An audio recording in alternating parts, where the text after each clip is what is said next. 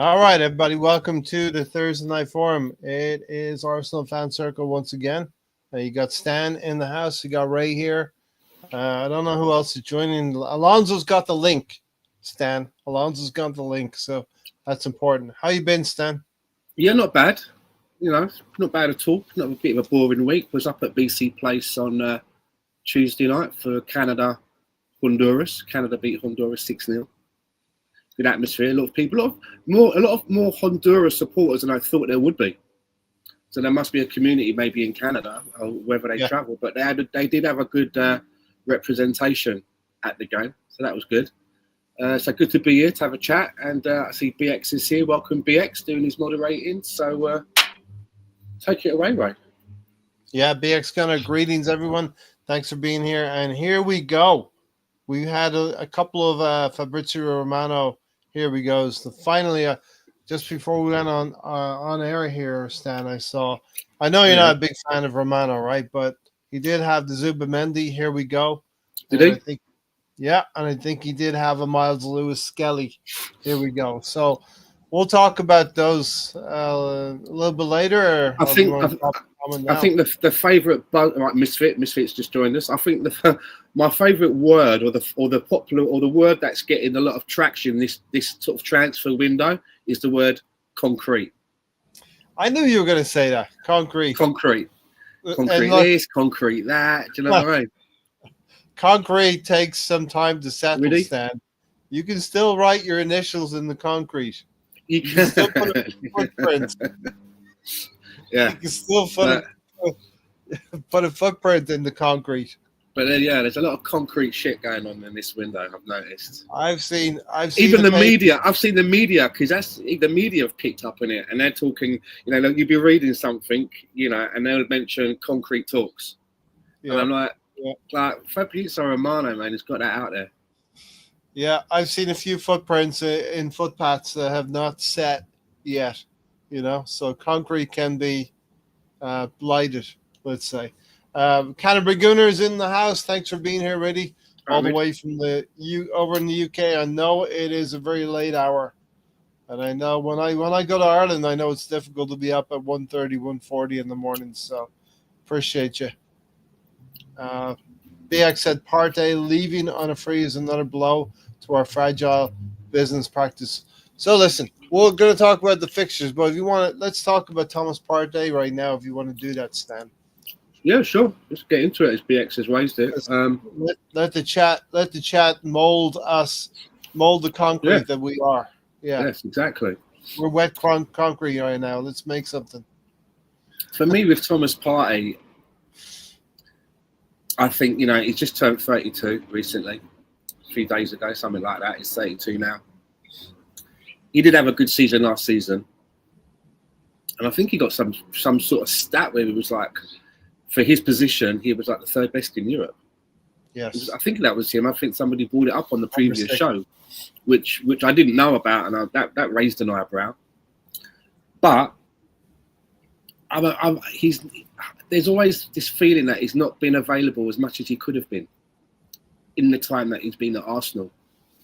And it seems to be that the reason that the contract hasn't Arsenal have tried to renew his contract. Arsenal see still more value in him and have tried to extend his contract. Well, as I understand it, not because no one's phoning me up, but just what I'm reading online and that, the stumbling block seems to be a pay rise. And he's on about, I think he's on 200 bags a week as it is, which is not bad, which is one of the higher end of the pay scale on the Arsenal salary. And his contract, I think in 2 weeks, that's when he becomes a free agent. And I've always been of the mind before this season that maybe it was time to try and upgrade on him. If we're going to sell him or get rid of him, then I don't mind that as long as the person coming in is an upgrade. But we've got big plans for next season. We've still got a team of people that as a collective haven't had the experience of winning anything yet. And as I mentioned before, even Chelsea now with their young team, as shit as you may say that competition is, they've had experience winning as a team in that Europa Conference League. This team still hasn't had the taste of winning. And to get rid of both Thomas Partey, or lose I'd say not get rid of, lose Thomas Partey and both Juninho in the same window, it doesn't sit well with me, because they are experienced players.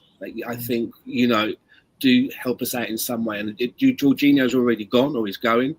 So I would, on that basis, try to keep Thomas Partey for at least another season. Because also, if Thomas Partey goes, that means that the money that we've got set aside for other business, other areas of the team that we think are really important to refresh right now, we're going to have to dip into that to buy another midfielder for that position. Yeah. There are other options, but not other options which are solid. Did you know what I mean? Yeah. That are solid. Zubimendi can come in. That's one. And then after that, you're going to be messing around with Declan Rice. What's he going to be doing? Some games as a 6, some games as an 8. And I think that he needs to nail down one of those positions and not be, a jack of all trades, master at none in either position. You've got Miles Lewis-Skelly, who can play there, but we seem to be utilising him more as a left back. And where are you really looking at after that for a deep lying midfielder? The other midfielders that we've got are kind of more central midfielders or attacking midfielders. You think of Mourinho, you think of Ethan Waneri. So it would mean that they would have to probably go out and make another purchase. And now we're dipping, as I say, into the funds that we want to spend on forward positions. Mm-hmm. You know what I mean? And we don't really want to damage. We shouldn't really be dipping into those funds. So if we could keep Thomas Partey for at least another season, and then address that the following season, I would prefer that. Yeah. However, I do also feel that his time at Arsenal is coming to an end, and I do worry that on the back of having a good last 18 months, we give him an extended contract on higher wages, and then like we've seen so many times before at Arsenal, when a player's been given a big bump in their wages, what happens on the back of a good season? They fall off the end of a cliff that next season. Yeah. You know what I mean? So there's a lot to consider, but I think that I will try to keep him for at least another year for what I mentioned earlier.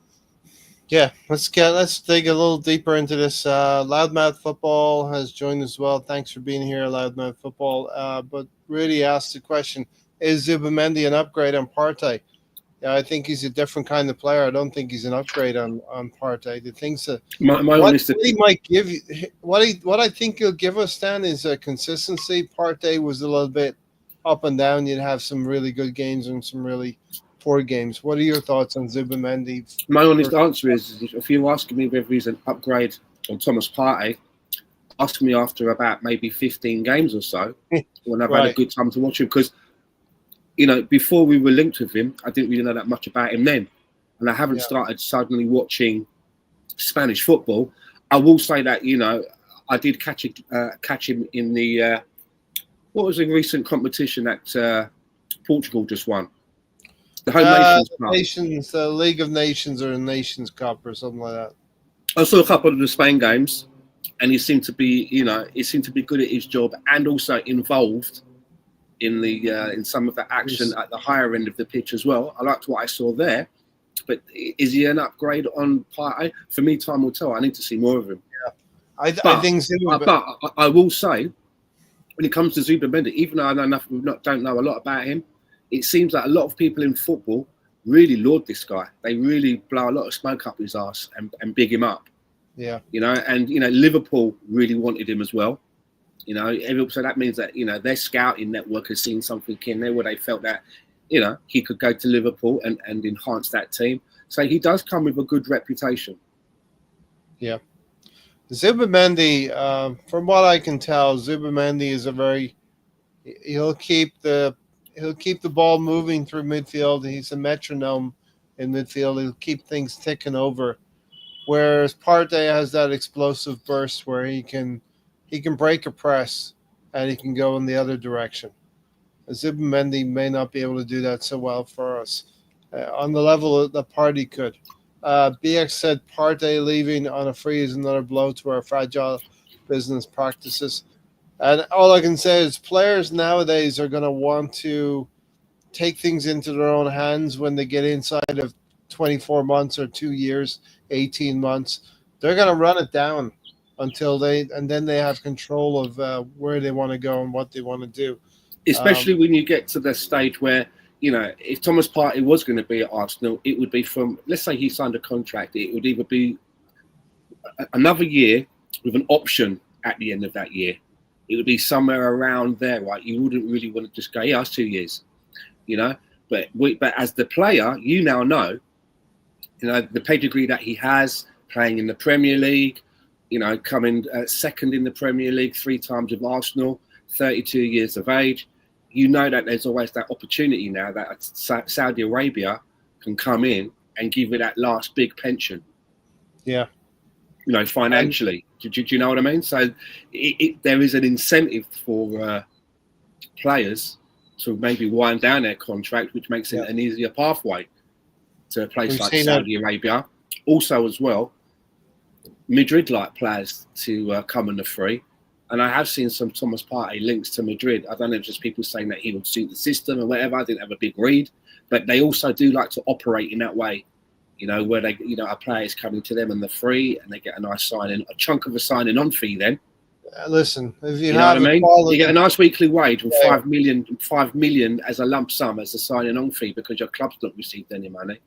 It's not bad. You know what I mean? Yeah. Not a bad bit of business for all concerned. If you have a quality player coming on the market and you pick him up on a free, then you're looking at giving him a bumper signing on fee and wages. You can really sweeten the deal for the player. The other thing was Kieran Tierney. We sort of rewarded his loyalty and the unfortunate circumstances of him being injured over the 6 years he's been with Arsenal. Partey means leaving, means we need another CDM, as you alluded to, Stan. So we need 6 players minimum. And you talked about Jorginho. What we've lost is, if we're going to lose Partey, we would lose the second tier of our, defensive midfield or central midfield players. The players who would be on the bench who could come on for Rice and Zubimendi would be or rotate. Would be Jorginho and Partey. Or rotate, or come in for injuries and suspensions as well. Yeah. So I think. Listen, I think I'm calm either way. We either have to sweeten the deal for Partey to get him to sign on for another year or 2, so then we can sell him for a profit, or maybe not a profit. But are you really going to pay him more than 200 grand a week if he's not a nailed-on starter? Well, we either do that or we go out into the market and look. You know what I mean? If he's not a nailed-on starter, I think Zubimendi is not coming to sit on the bench, is he? Hope not. No, and I think whoever we would go to replace Partey, wherever we would go to do that, would be with the understanding that they're going to sit behind Rice, sit behind Mikel Merino, and sit behind Zubimendi as well. Yeah, Loudmouth Football. Thanks for being here. Arteta and this board will bankrupt us with this amateur movement. I'd like to see things happening. I think some of the things that are not happening are maybe due to the end of the year. I'm gonna give it till July at the latest before I start panicking. But our preseason starts on, I think, the 17th of July, which is quite late. I was talking to Tony about this, and it is quite late that we're doing that. We'll only have 3 weeks till the start of the season. As I said last season, I believe most clubs and most players go into these new seasons now only 70 or 80% fit, and they build their fitness through the first 3 or 4 weeks of the actual season. So you don't actually get up to flying until you're into September, I believe. What do you think, Stan? Short preseason? I feel sorry for some of these players that are actually playing like the World Club Cup. Yeah. I mean, it must mean a lot to some clubs. I mean, it obviously seems to mean a lot, for example, to Real Madrid, right? They got Trent Alexander for free, but then induced him to come early by paying the club another 10 million. You're getting a guy for free, but you want him to play in this competition, and you're willing to hand over 10 million. And then one of their other, best players in Jude Bellingham, they've postponed his I think it's a shoulder injury or an arm surgery. They postponed that so that he can play in this competition, which means he's not going to be ready to go at the beginning of the actual season in La Liga. You know what I mean? And he's one of their best assets. Yeah. So, footballers are supposed to get 4 weeks rest. A lot of them don't get that. In the summer. No. A lot of them don't get that. And you wonder why, not only for Arsenal, but last season, I remember reading an article about it. It was one of the highest seasons ever for players getting hamstring injuries. Yeah. They're obviously not getting enough. They're not getting enough rest. We had the tournament last summer as well. We had the Euros last summer. And that is a big reason why Declan Rice was not. There seems to be always something now in the summer. Yeah. There's always some sort of competition now, which means a lot of the players are just not getting the rest.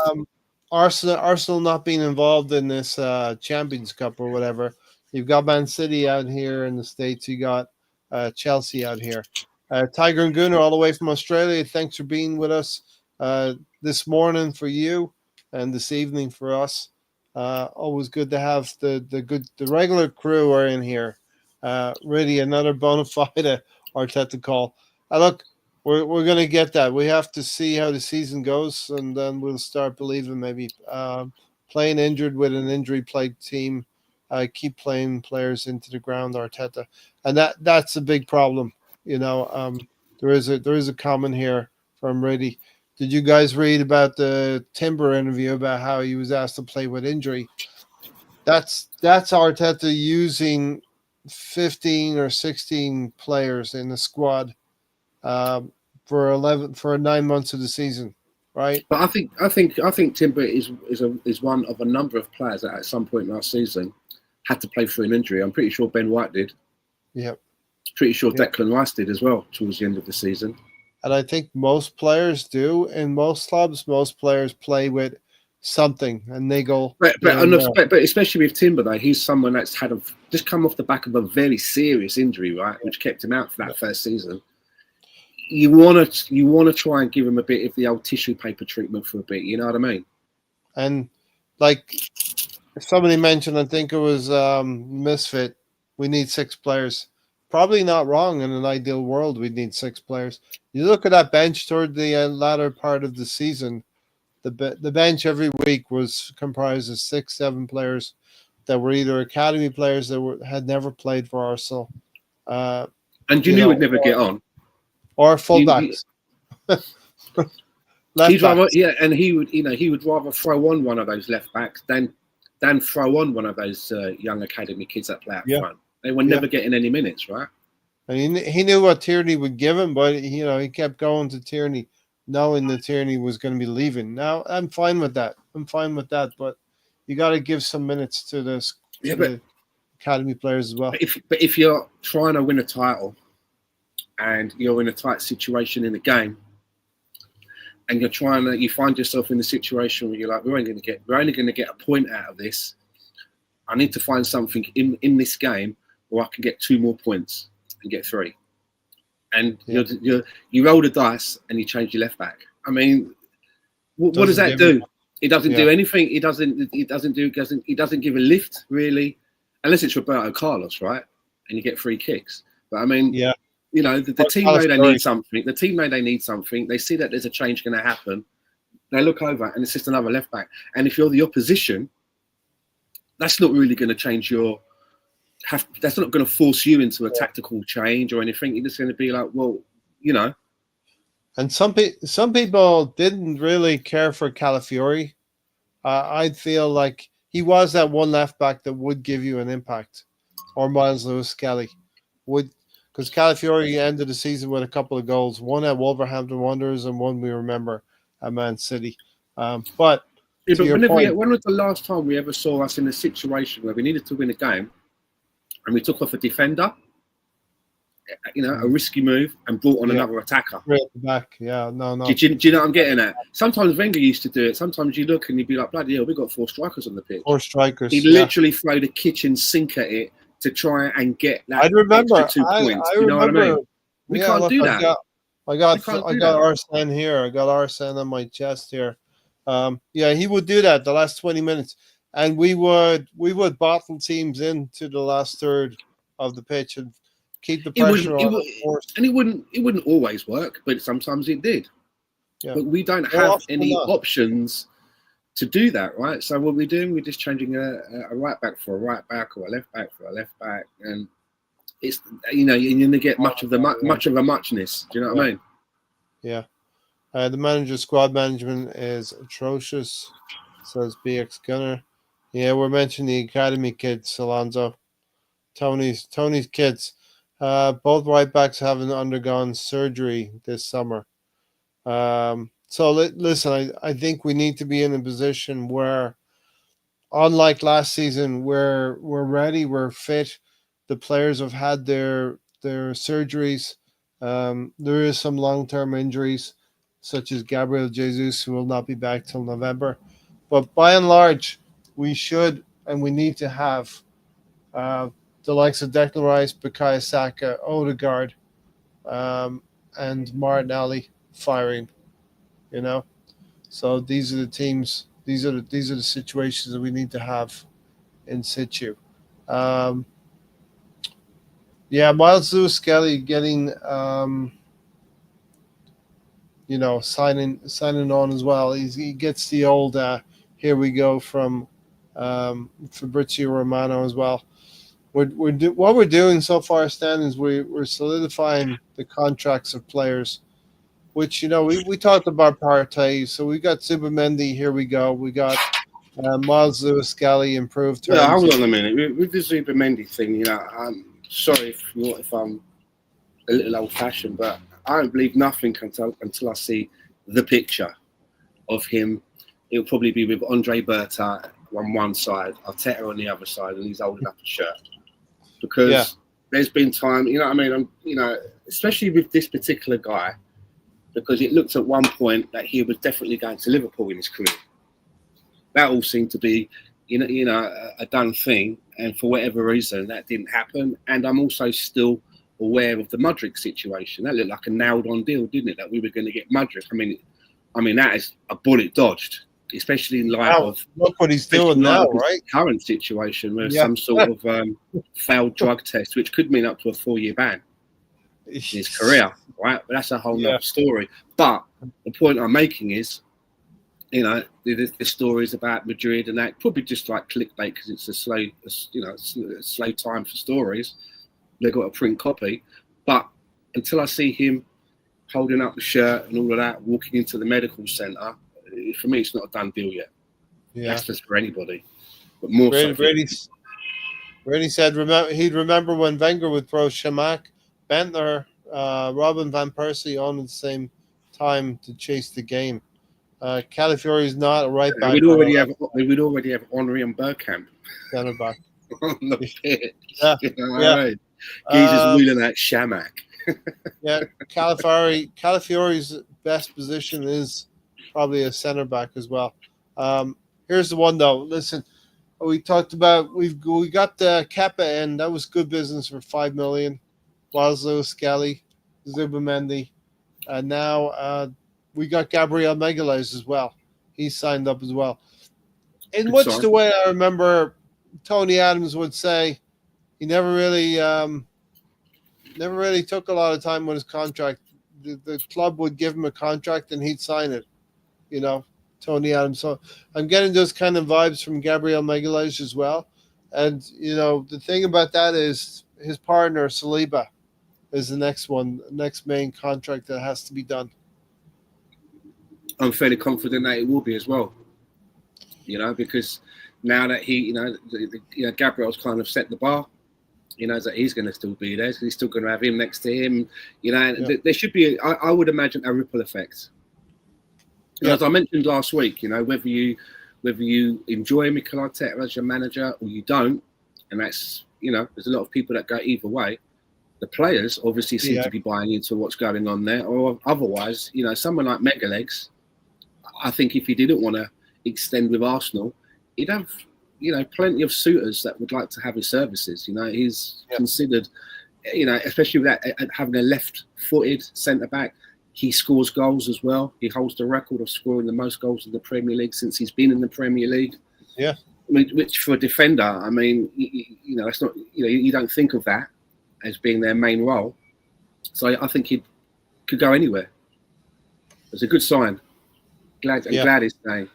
And I think Saliba has been prone to a couple of defensive lapses toward the end of the season, but I also believe a lot of that is due to overplaying the players and giving them too many minutes. So they get tired toward the end of the season. You gotta have a situation where you put who's it, Kivior and Calafiori and Ben White. Those kind of players need to deputize in some of the Carabao Cup games, Champions League games, and even minor Premier League games as well. Yeah, and I think it's imperative that we keep Kivior. We shouldn't be looking at selling him to make a profit. We're not in that state of a club yet. We can start doing that when we've won shit. The fact that he can step in for Gabriel Megalegs and not look out of place, for me, why would we sell him? Now we've got to find another left-footed player, and then we've got to take a gamble on whether that person's going to... We know he works, and if I was Mikel Arteta, I'd sit him down and say, look, I know that you haven't had as much minutes as you like, but you now have my trust, and I can say to you that next season, I'm going to rotate you more with Gabriel because I've been playing him too much, hence his injury. Now I know that you can deputise, and you could maybe even, you pick him up. Maybe you can even fight for that place. But I believe in you. Get him to stay, make him happy. Yeah. Because as I think Tony said, 1 in 15 or 2 in 20 times that we lost while Kivior was on the field. Miles Lewis-Skelly is a midfielder, so is Zinchenko. But not only has he come in and done well, he's walked out on more than one occasion with the Man of the Match award. Out of 22 players, it's our left centre back. He's walked. No, that's not bad. That's not bad. Yeah. That's not bad. That's not bad going. For me, he belongs, and I will do everything to keep him. And give him more minutes because you trust him, right? He's shown us. Yeah. We've been sitting there crying over Megalegs, have we? Because our focus has been elsewhere, where we know the deficiencies are. Losing Megalegs, what I mean? It didn't detract from that. We weren't like, oh no. Yeah. So looking good at the back. All we need to do is maybe get a replacement for Jorginho in midfield. See what happens with Partey. Maybe another replacement if Partey leaves. But then we can look further forward to the business we need to do up front. BX said Martinelli said the same. He loves this club and he's being put up for sale. Apparently, I think at some point is that correct? He's been put up for sale. Do we know that? I think if there was an inquiry, the club might think about it. Honestly, wouldn't you think about it if a 60 million or 70 million bid came in? Well, we bought him for what, 7 million, and I think that might be euros. Yeah. I don't know if that was pounds or euros. You could get 10 times that. I'll look it up in a minute, but the way if you've got to balance your PSR, that would go a long way to help in balancing that. Yeah. Because you've got that aspect of, well, they bought the acquisition for this amount, they bought low and they sold high. That's always rewarded, right? Yeah. And to me, at the moment, he doesn't look like a 60 to 70 million player, to be fair. He doesn't look like that. To me, he looks like a 35, 40 million player. So if someone's going to come in and spend about 60 million, I'd go for it. And my issue with Martinelli, not my issue is, or my belief is, you got to remember that when we brought him in, he didn't come in from a team in La Liga or Ligue 1 or the Portuguese league. He came from the Brazilian league, and not even in their top league. He came of divisions down.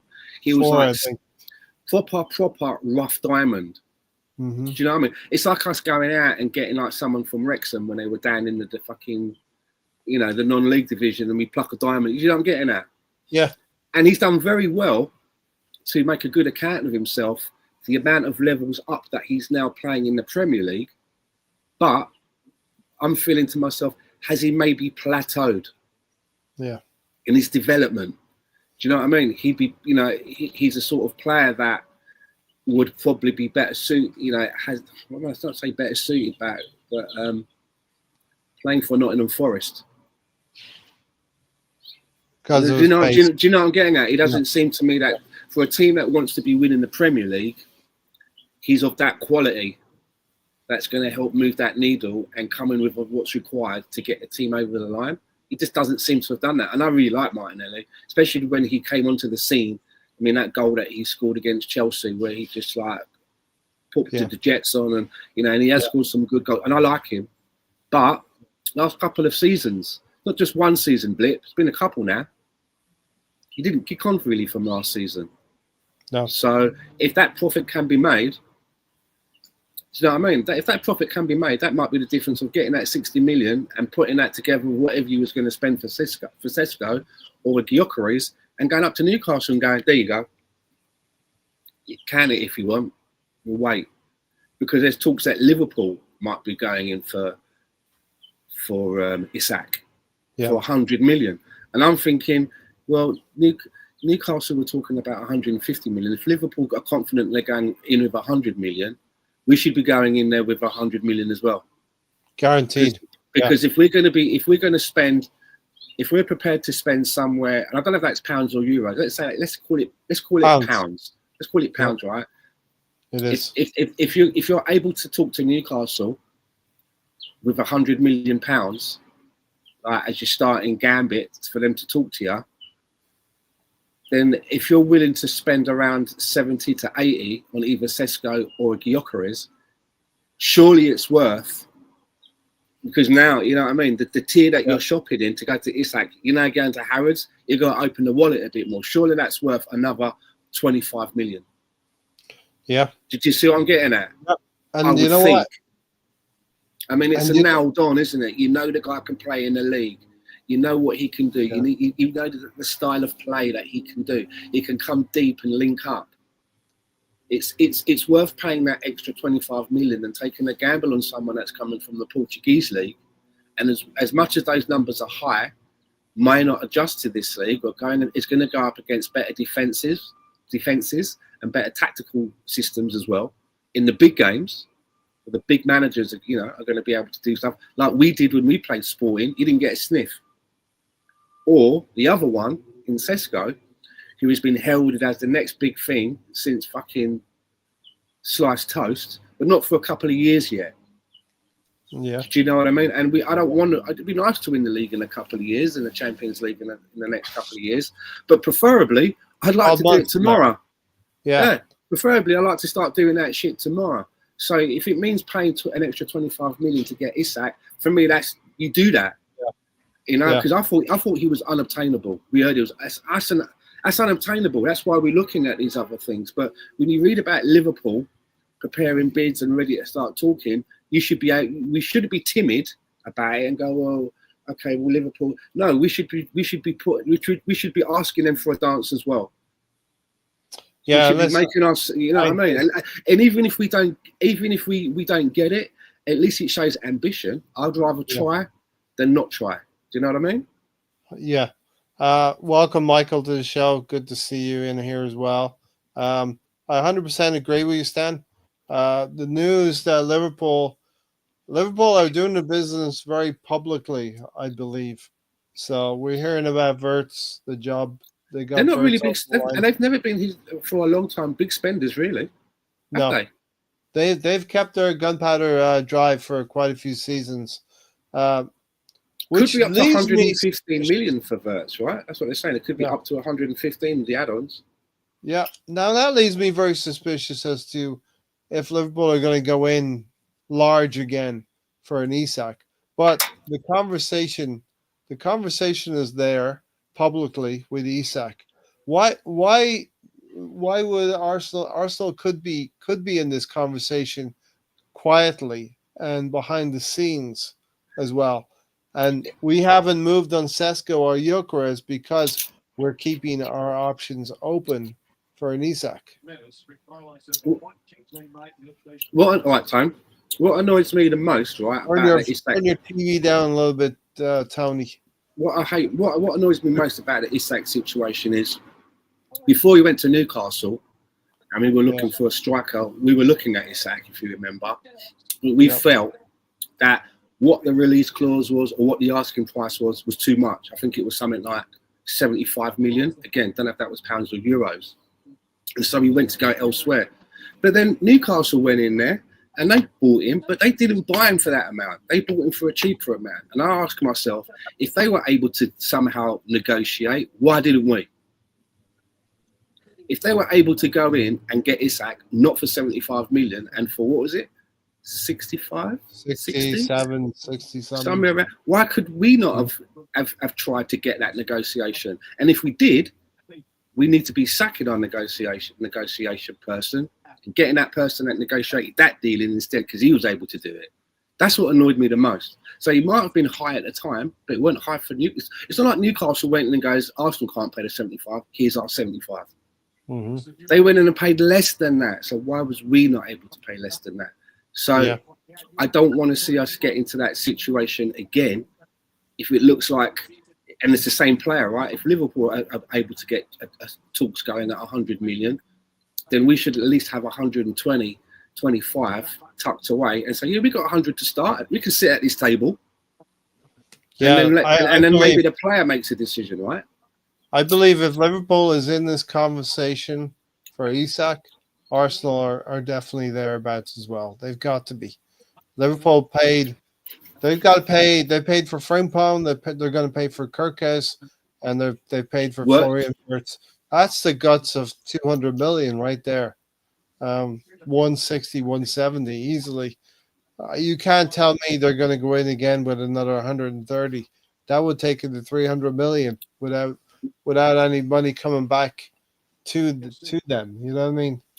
Recouped. So yeah, but you have to remember as well, right? When Arne Slot came in, he didn't go in and start spending large. They spent pennies on, what was that player? The winger, is it Chiesa? They got Chiesa for, and remember we were saying, and we were even saying, why didn't we try to get that guy? He hardly played. I think he got injured. They didn't go out and spend. So it seems to me that they've done a carryover. Yeah, you know what I mean. Yeah, they've kept their powder dry, and they've saved it all for this window. So Andrea Berta is going from one striker to another. Sesko, Gyökeres, Sesko. I have to believe he's keeping these things alive, keeping these things moving, with the sense that maybe there's a Alexander Isak interest in Arsenal. Alexander Isak knows he would walk into that team. He knows that he's played with Mikel Merino before at Real Sociedad. He's played with Zubamendi before at Real Sociedad, and he's played with Odegaard before on loan at Sociedad.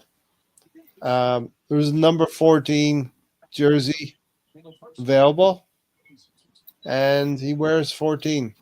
And he idolized Thierry Henry. Retire it? After Eddie left? After Eddie and Kenny, they retired it, Tony. After Eddie and Ketia, they set fire to it. How are you doing, Tony? Anybody that's got number 14 since. What's happening, Double T? How you doing? I'm doing all right. TNT. I hope your middle name's not Ann. It's Don, D-O-N. And my half sister, hers was D-A-W-N. Your middle name is Todd? Don. Oh, Don. TDT. The Don. The Don, the big Don. Another elf in the room is our wage bill, and Berta is probably scratching his head looking at the fixtures, looking at the figures. And speaking of fixtures, well, he's got some money. That's going down, isn't it? Kieran Tierney's off the wage bill. Jorginho's off the wage bill. Thomas Partey within 2 weeks could be off the wage bill. Yeah. You know what I mean? Bring in young, hungry players as well. You know. But do you think though, if let's have a hypothetical situation, right? Time, right? Yes. Chat box. Yeah. It's a hypothetical situation. For whatever reason, talks are available with Isak. You've got Liverpool at the table. You've got Arsenal at the table. They both submit a bid. Newcastle accepts both bids and says to the player, "It's up to you now." Do you think what do you think Isak would pick? Do you think that the fact that Liverpool has are the reigning PL champions and the level of investment that they've just made, you're looking at the team, you're seeing who's coming in, some good names that are coming in. Do you think that's a draw, or do you think London, Arsenal, Mikel Arteta? I mean, the fact that you mentioned some of those players that he's played with before, what do you think he would choose? And you have to try and look at this without your Arsenal hat on. Exactly. You know what I mean? All right, let's look at it. Let's say and financially the deals are the same, so it's not the money, right? He's got to make a choice. They both put the same deal on the table. As much as we don't like to say it, Liverpool are traditionally have been a bigger club than Arsenal. Have won more trophies over the years, won more Champions Leagues. We've not been at the Champions League table for a discussion yet. That's something we need to do. He'd walk into a team with Mo Salah and Florian Wirtz, with a very good team who are Premier League champions, and that would be a big attraction, right? That would be a big attraction to Alexander Isak, no doubt. And that stadium, Anfield does have a special connection. Geographically as well, I suppose Newcastle was closer to Liverpool, I would imagine, than closer, Newcastle to London. You know what I mean? Yeah. There's that to take. But on the other hand, Stan, we've just gotten to a semi-final of the Champions League. We have the quality in our team. We did all of that with a makeshift centre forward up front. So you can see yourself as a striker coming to the Arsenal, coming to London, and being that person who could push them over the top, like a Erling Haaland with Man City, the final piece of the jigsaw to win a Champions League for the first time for a club, with players that you've played with before. Like I said, a Real Sociedad. Friendships that you have with those players, I think that would be a huge pull as well, and the part that Thierry Henry has to play in this as well. I think they have a very similar style, so it's It's very, very difficult for me, taking my Arsenal hat off, to talk through this. So it would be a very difficult decision for me. Then it probably will be a difficult decision for Isak. I like what BX says. He says 2023, 2024, we had our strongest attraction factor. We've wasted an opportunity. And I would tend to probably agree with that. We were probably, as Gary would like to say, that we were trending upward then more than we are now. With that free-flowing football? Yeah. Remember when we were using Zinchenko at left back, but it was helping us to attack really well and building our play up really well. Martinelli was flying, Bukayo Saka was flying. We were getting goals. Emile Smith-Rowe, players like that. So yeah, I also think as well that if it came down to it, it's going to be down to whoever it is that sells the project, whether it's Mikel or Berta, and on the Liverpool side, whether it's Arne Slot and whoever their director of football is, it's going to be down to who's the better salesperson as well. Because you're trying to give that player a feel of the club and the environment, right? Which also plays a big part. You know, so Yeah. yeah, it's as I say. But as I say, if there is an opportunity to talk to him, and if Liverpool found an opportunity to talk to him, then we should as well. And if it turns out that it's just a one-way conversation that we don't even get into talks and Liverpool do, and a sale is made, that'll be a hard pill to swallow. Serious questions. A very hard pill to swallow. About that. It's a hard pill to swallow now that Arne Slot can come in. You know, I thought Liverpool, beginning of last season, I thought Liverpool ain't going to be there, right? They've got a new manager. Yep. They haven't spent a lot of money. He's going to have to. No, that was for me. I just did not see that coming. I did not think at the beginning of last season. I did not think that Liverpool would be a harm to us. I did not. Because it's a new manager, right? You know, we've all seen what happens when you lose a legacy manager.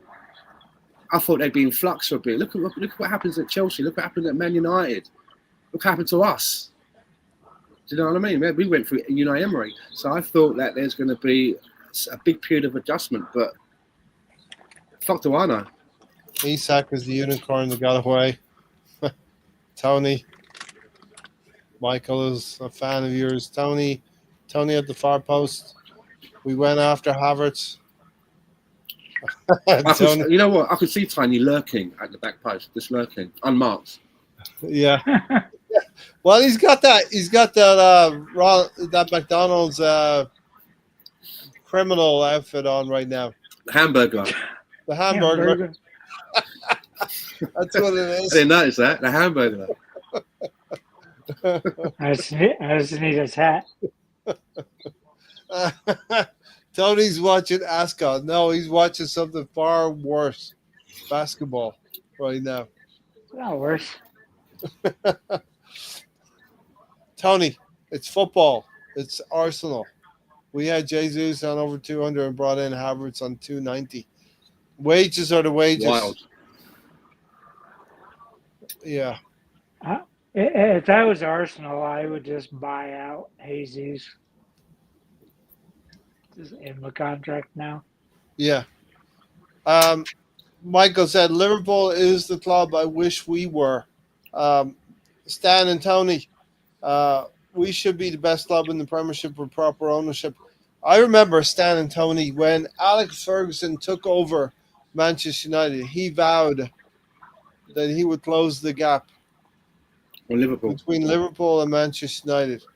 What did he do? He reeled off 7 or 8 Premier League wins in a 10 or 15 year period. Closed the gap right down, and now I think they're level. On if Alex Ferguson was let's say he was, like in FIFA when you get like a really experienced player and they leave the game, they retire, they usually regen. You got to find them. They regen as under another name, but it's that player's been replaced. They're going to be good. So let's say there was an Alex Ferguson regen that came into football management today. There's no way that he would be given the leeway that he got when he was at United. Look where he ended up. Do you know what I mean? It took him 5 years to win that trophy, to win that FA Cup. Okay, but look at it this way. How long did it take him to win his first league?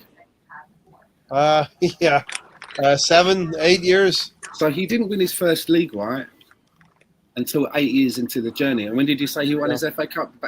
Season 5? 1990, wasn't it? 91, yeah. Well, Mikel Arteta has been in the job 5 years, and he got an FA Cup in his first season. Yeah, but he better start figuring it out pretty soon. But if you look at that, if you look at it just as that as a comparison, yeah. Right, I mean, there must have been. I mean, imagine if that was today, Alex Ferguson. Imagine that was today. All right, he would not have got to the 5th season to win that FA Cup because he would have been gone by then. He would have been given 5 years to win an FA Cup. He wouldn't be given that, right? He was about to be sacked. He was about to be sacked on the eve of the 3rd round. I think it was Robbins that scored a goal in Nottingham Forest, I believe it was. Good memory. They went on to the 4th round and went on to win the FA Cup, beating Ian Wright's Crystal Palace. Ian Wright and Mark Bright.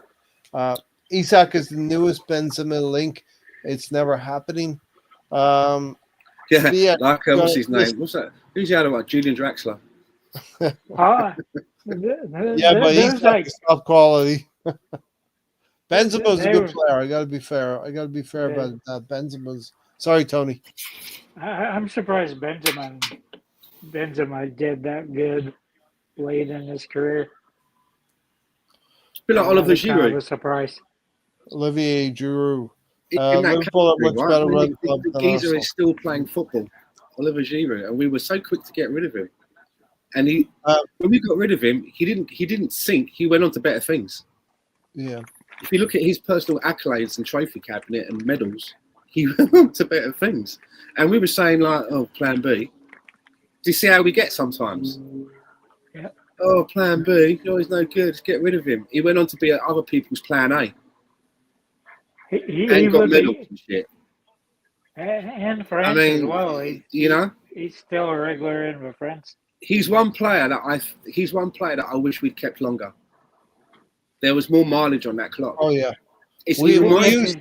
Yeah, but we used him in the whole triangle of a transfer movement between Chelsea, was it Borussia or Dortmund, and Arsenal. Really said Liverpool are a much better run club than Arsenal. I hope that we can rival them on and off the field. Really, I hate to I sound like a broken record. Wait till the end of the But transfer are they? window. Hang on, Wait but till are the they? end of the window, right, Stan? But are they? I mean, towards the end of Klopp, it kind of looked like it was. It reminded me of the end of the era with Arsene Wenger, where it looked like it was all getting a bit stale. There needs to be a change. That's why I'm surprised that someone can come in that first season and will win the league with them, because it did to me look like there needed to be a complete turnaround there, right? We helped them with injuries, right? I mean, Klopp won a European Cup with them, won the league with them. It's not bad. You know what I mean? We haven't done that. Saw the Thomas Partey video show in Ghana, scouting with his old man. LOL. TDT. It sounds like dynamite to me. TDT sounds like a finishing move. It does. Mortal It's a Kombat. TDT off the back What right. are you thinking, Stan? Mortal Kombat? Wrestling. It's a wrestling move. TDT. TDT is a wrestling move. This is the It's lots of TDT. moves. There's so many different. I love them. There's a ton of them. Of DDTs. BX said he's going to play with Tornado Salah DDT. and Virgil. BX, no, we got to bring it back. We got to make you a believer again, BX. I don't know how that's going to happen. We have to prove it. It has to be proven to you. Liverpool have genuine European pedigree, Tony. Yeah, but we are as well. If you look at their ownership group, you have to include the Red Sox, which they won a couple of championships since the Fenway Group was in charge of them, and they do pretty good in auto racing. They're by far the best ownership group, I think. Yeah, listen, this is a key point. Steven's got a good point here. The direct style of play from Liverpool would be a factor in Isak's thoughts as well. But I just wanted to go back to the comment there about Liverpool being a European pedigree. At this moment in time, today, we're still one of the best top 4 teams in Europe. We got to the semi-finals in the European Cup. They've won it 6 times. Yeah, but today, as we stand, we are one of the top 4 teams in Europe because we got to the semi-final. We are. Yeah, but last year we got to the quarterfinals. Last year we were in one of the top 8 teams. Yeah, do you know what I mean? Next year we might be in the top 2. I understand what you're saying, Stan. BX is just saying the pedigree in Europe as a club. Yeah, they've won more. Yeah.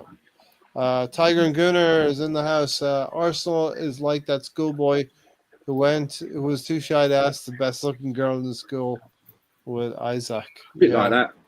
You don't dare. You gotta go. You gotta go for it.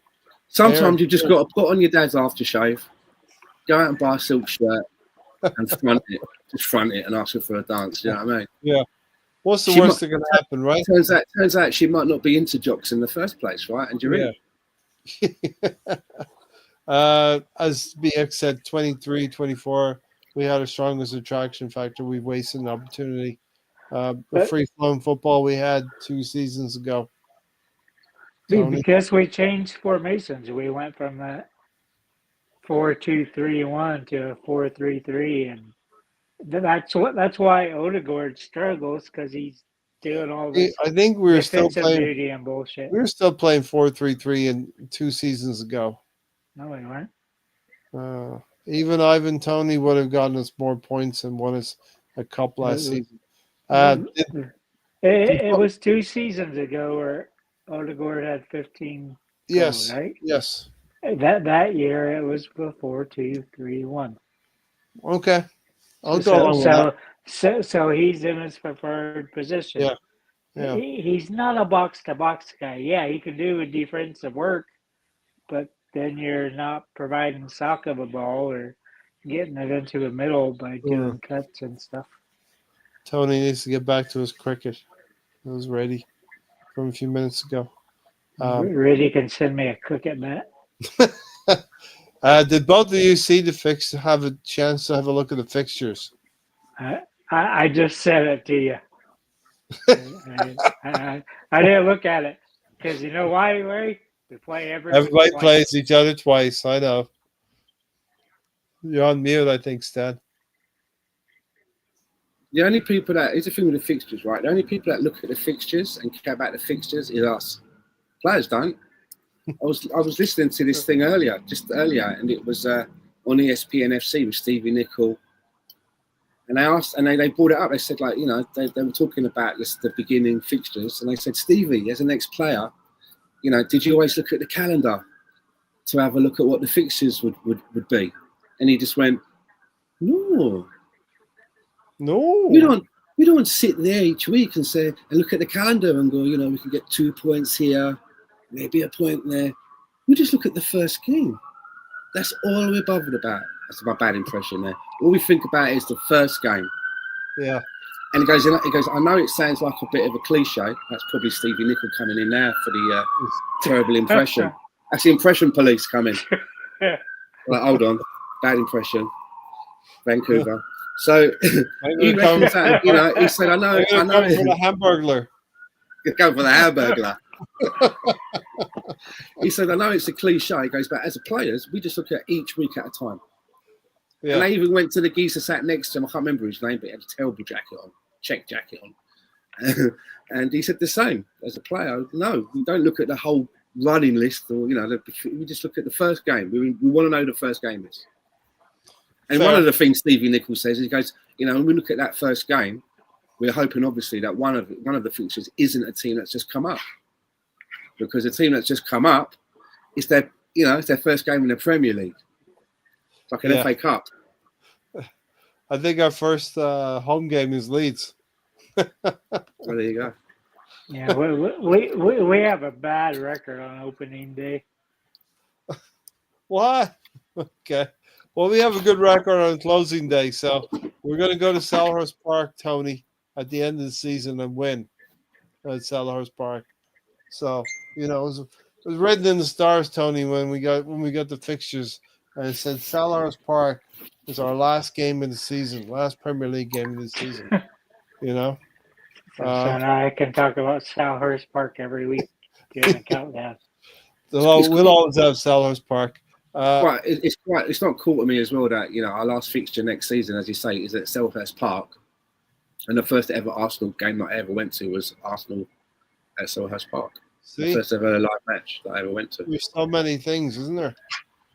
There's Arsene Wenger's last game, last Premier League game, or last game for Arsenal was against Burnley, and they've been promoted too, to the Premier League. So we'll still be going to Burnley, and those people will be hating Arsenal. And as I understand it as well, just going to Leeds, our old friend Mr. Tom, as you know, is a big Leeds supporter. Yeah. But as I understand it, Leeds are going to have a big transfer kitty. Now they've got apparently like a good 150 million burning a hole in their pocket, and they got a good team already. And I think that if they really want to, do well in the league and they've got that money to spend, they should come to Arsenal and buy Albert Sambi Lokonga for at least 65 million. At least. We could do a 2 for 1. That'd be the opening gambit. We start listening. Who else do we want to give him? Tony, the problem is that like for everyone we give out, we need like 2 in because we need 2 never good ones. replace. Yeah. And what's going to happen to our old friend Teabag? I mean, does he still have what's his future? Fabio Vieira, for those of you that may not He's be doing well. He's doing well in Portugal again, right? But what happens to him? He's on loan, right? but I don't think it's option to buy or anything like that. So is he going to come back? Are we going to sell him? I mean, he's a player that you pay good money for Fabio Vieira, right? He could be a make weight. He could be a make weight for a striker. I still think there's a player in there. Yeah. Right, Moss. Moss is in the house. Moss is joining. I was having this conversation yesterday. Is MLS even with the Portuguese league or a little bit better? MLS even with Portuguese? No, I still think the Portuguese league is probably better than MLS. Yeah. Okay. You think? Right? There you go. Yeah. There's been a lot of good players coming out of Portugal. Teabag's one of them. Right? We've wasted so much Hopefully money. Victor Gyökeres is another. Yeah, hopefully. If that's where we're going to get through a couple of comments here, catch up in the chat box. Other teams, says BX, are showing what real success and good vibes looks like. None of this fake, false, manufactured propaganda Arsenal are putting out. There's a lot to that. Get us an old-fashioned signing. There's nothing like an old-fashioned signing to sell shirts and put bums on the seats. I know people are anxious. I know you see other teams making their moves and you're like, what's going on? For me, I want my signings to be in before so that they can do pre-season. Yeah. Our pre-season's in 3 weeks, a month from now, right? About a calendar month. A month from now, Stan. Yeah, it's a calendar month from now, right? A calendar month. It's about 4 weeks, right? Yeah. I know that they're spending this and they're buying that guy and versus blah, blah, blah. For me, I'm like, get them in for pre-season. We've still got another 4 weeks. What's that? 19 days, you know what I mean? And if we don't get all of them in by then, the window doesn't shut. But don't get me wrong. I hate seeing players coming in that last day and a panic buy and all of that. But I'm not going to judge anything. I'm not going to throw a fit until that window shuts. Because I'll tell you why. Yeah. Well, you never know. You never know. What if we made a move, right? Where we did get in a conversation with Isak, we managed to get that, but it took a little while longer. And as you say, that is one of the reasons why we're going between Gyökeres and Sesko, because we know that there might be something else. Or what if we get Gyökeres? There's a lot of people that want him and don't want Sesko. Or for those that are the other way, we get Sesko and not Gyökeres. But on the last day of the window, we also get a Rodrigo. Yeah. As much as I want the players coming in for what I'm saying is, as much as I like to see my players coming in for the pre-season, if it means that there's some sort of dilly-dallying and on the last day of the window, Rodrigo signs a contract, I ain't going to be complaining. So for me, as much as I'm anxious, of course I'm anxious, but I'm not going to lose my shit until that window shuts, and then I know where we stand. And then I can look back and say, we did what we needed to do, well done, or no, you've left us short yet again. And on the back of the last window, that was in January, where we didn't do what we needed to do, it's going to be even more painful. But I'm going to save my shit. I'm going to save my opinions because it could be a glorious window. And I don't know. Do you know what I mean? Yeah. Us not doing anything in January and doing very little last summer, we should be feeling what Liverpool's feeling right now with a Wirtz type signing already. Yeah, I'm not saying that wouldn't be nice. I'm not saying that wouldn't be nice. Yeah. But there's still time. And he knows what's going on. We're not privy to everything. We took our poison. We took our our medicine in January so that we could feel better in the summer. And it will be toward the latter part of the summer, but I want to feel better about it. I do. I remember that Robbins goal. That was the Manchester United Alex Ferguson savior goal. Palace should have beaten United that FA Cup. It was a fantastic cup final where the underdogs were challenged. The you know the what do you call them? The established team. We had it. We had some. We had a little bit of something like that in this FA Cup just gone this season, where a Manchester United team played a Manchester team played Palace, and Palace came through in the end. Um, Done over by a penalty situation as well, or a handball outside the box. So didn't just So Ray, we got 33 days, 9 hours, and 37 minutes. right. That's till the start of the season, right? Remember when as you all know, That's a he's not. month. Remember Mesut Ozil? Everybody who's a follower of this channel knows he's not a player that I was really into, but he has a big following. He has a big following in that, right? Do you remember when we? Do you remember when we got him? No, last day of the season. Yeah. If you do that with a Rodrigo, okay. We had a Danny Welbeck, which was a really good player for us.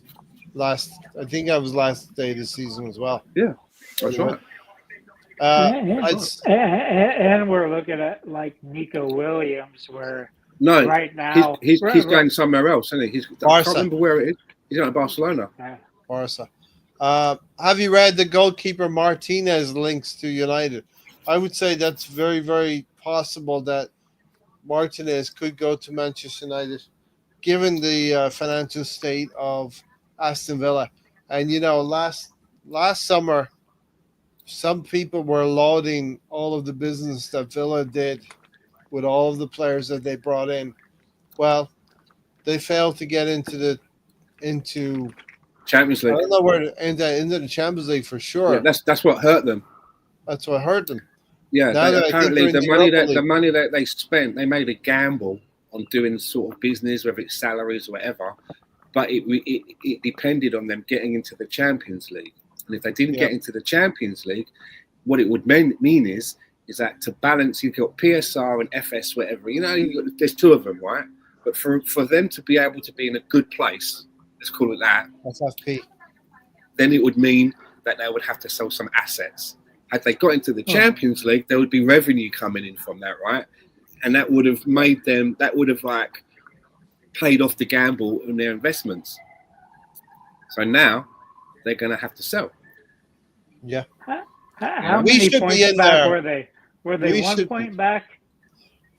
Yeah, they're 1 point back because they were done over by that goal that they disallowed. And I think they needed to win. They needed to win at Old Trafford on the final day of the season. See, there's a lot of symmetry. Arsenal are going to go to Old Trafford for the first game of the season as well. Our opening day is at Manchester United as well. Which I'm not against having that tough game to start with. Get it out of the road. Don't lose the game.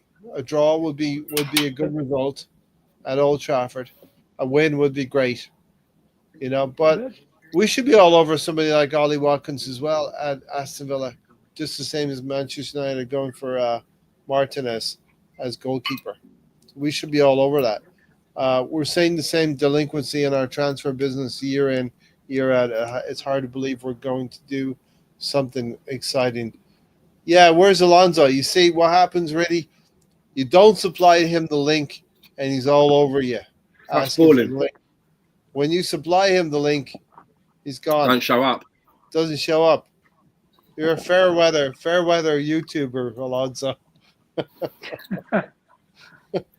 The sun isn't shining over there in Texas right now. Martinez to United would be bad for us. We love you, Alonso. We're just picking on you. Good keeper, Martinez. It's bit goofy, but aren't most goalkeepers? That's why I wonder how much of a rapport he has with him, right? Because he was I back do up while remember. he was there. I do remember reading. I think it was just around when he won the World Cup about Emery being upset with him, having a problem with him, not being happy with him. And I don't know if it was to do with, do you remember when he won the World Cup? He was like making all the funny faces and all that. Yeah. It was around about then, but I mean, he's a good keeper. He acted like an Stan. He acted like an in-betweener when he won the World Cup. He acted like, with that glove. He was acting like an in-betweener. Come on. Yeah. If you know, you know. I just liked for like 2 years. Anytime he's being interviewed, somehow Arsenal came up, usually from him. As a scorned ex-girlfriend. Yeah, he really holds it against us. Are we waiting for the new financial year for signings? True. That could be very true, Michael. Waiting for nobody's the officially. accountants, waiting for the accountants to say, we're looking at the accountants and there's beads of sweat dripping out of our forehead. And they're saying, not now. That's like Nico Williams. Right now, his buyout is 1 billion euros. But July 1st to July 15th, it's 63 million euros. I'm not right, Nico Williams. Where do you get this information from? I read, right? 1 billion. 1 billion. Jesus. The owners do just enough to keep us relevant, unfortunately. BX, we got to get over they do that, and they do that, though. Let me answer that. We all know by the end of this window. Because there was a period of time when I thought to myself as well that we were out of the Champions League for a long time, right? And the new owners came in, and they were owners for a long period of time without that Champions League money. And we've seen over the last couple of seasons that we've been back in the competition, how much money that brings in. A lot, isn't it? It's up to about 90 million to the stages that we've got to so far, right? It's a lot of money that comes in. And I always thought to myself that sometimes, even though the owners made some significant investment into the team. I mean, look how much money we spent on Declan Rice, as an example.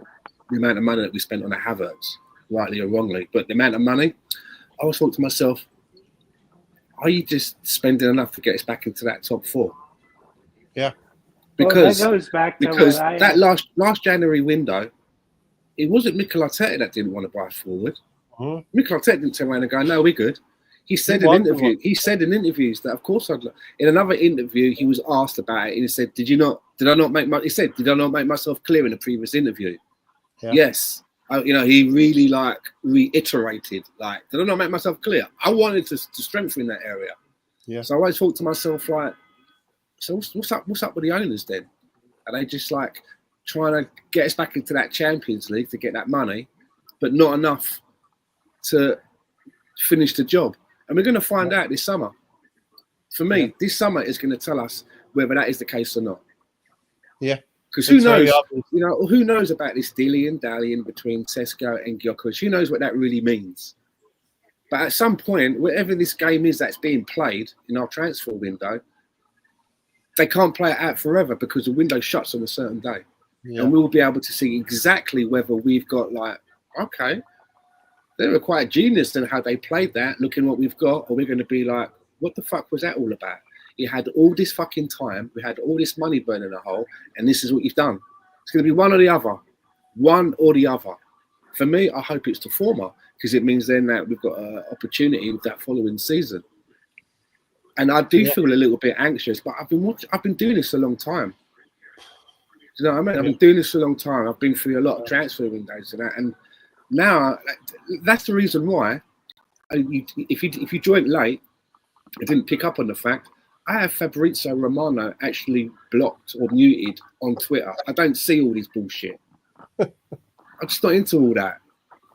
Do you know what I mean? I'll find that when I find out. And when I find out, it will be a picture of a player holding a jersey up. Or me telling you, right? Like when you started out. Yeah, but I'm not. We go. yeah, you know, when I'm on my way to work and I read articles about some of the stuff of what's going on and that, but I'm not into that bullshit. Yeah. Well, And all his shit just leaked from agents. do you know what happens as well? You know what happens, Stan and Tony? You're wishing your summer away. All of you should be enjoying your summer, whatever it is. And I give you the reason that I'm like that. I'll never forget it. Back in the 90s, going on holiday with my missus at the time to Ibiza. Yeah. And we want to go down to the beach, and she said, let's stop off in the shop. She wanted to buy some like fucking sun cream or whatever. And in the shop, they had like one of those like newspaper, the stands that you can turn around. So while she was doing what she was doing, I thought, okay, it was the summer. Turned the thing around to look for the newspaper, English newspaper, picked it up. And on the back page, I just found out that we'd signed Dennis Bergkamp for £7.5 million. Mm-hmm. And this is before social media. There was no rumours. Yeah. There was nothing. It was just on holiday, waiting for the missus. Oh, mate. I mean, it was the best thing ever. It was the best thing ever. They didn't know what was going on in that shop. When the noises I was making, they were like what's going? So that's all good. There's like, I'm not robbing the gaff. It's just like fucking. I bought the newspaper, obviously. Do you know what I mean? But I mean, that's how you found out. It was just. Yeah. It was just organic, right? It was the best thing ever. For me, that was one of the best signings ever because I didn't even it wasn't even on the cards, right? It wasn't even in my fucking thoughts. I knew who Dennis Bergkamp was. Yeah. Yeah, a little bit like Ian Wright. We heard the story now about David Dean going to Ron Nodes at the time. Like, I'll give you $2.5 million for Ian Wright. And that was a snip at the time as well.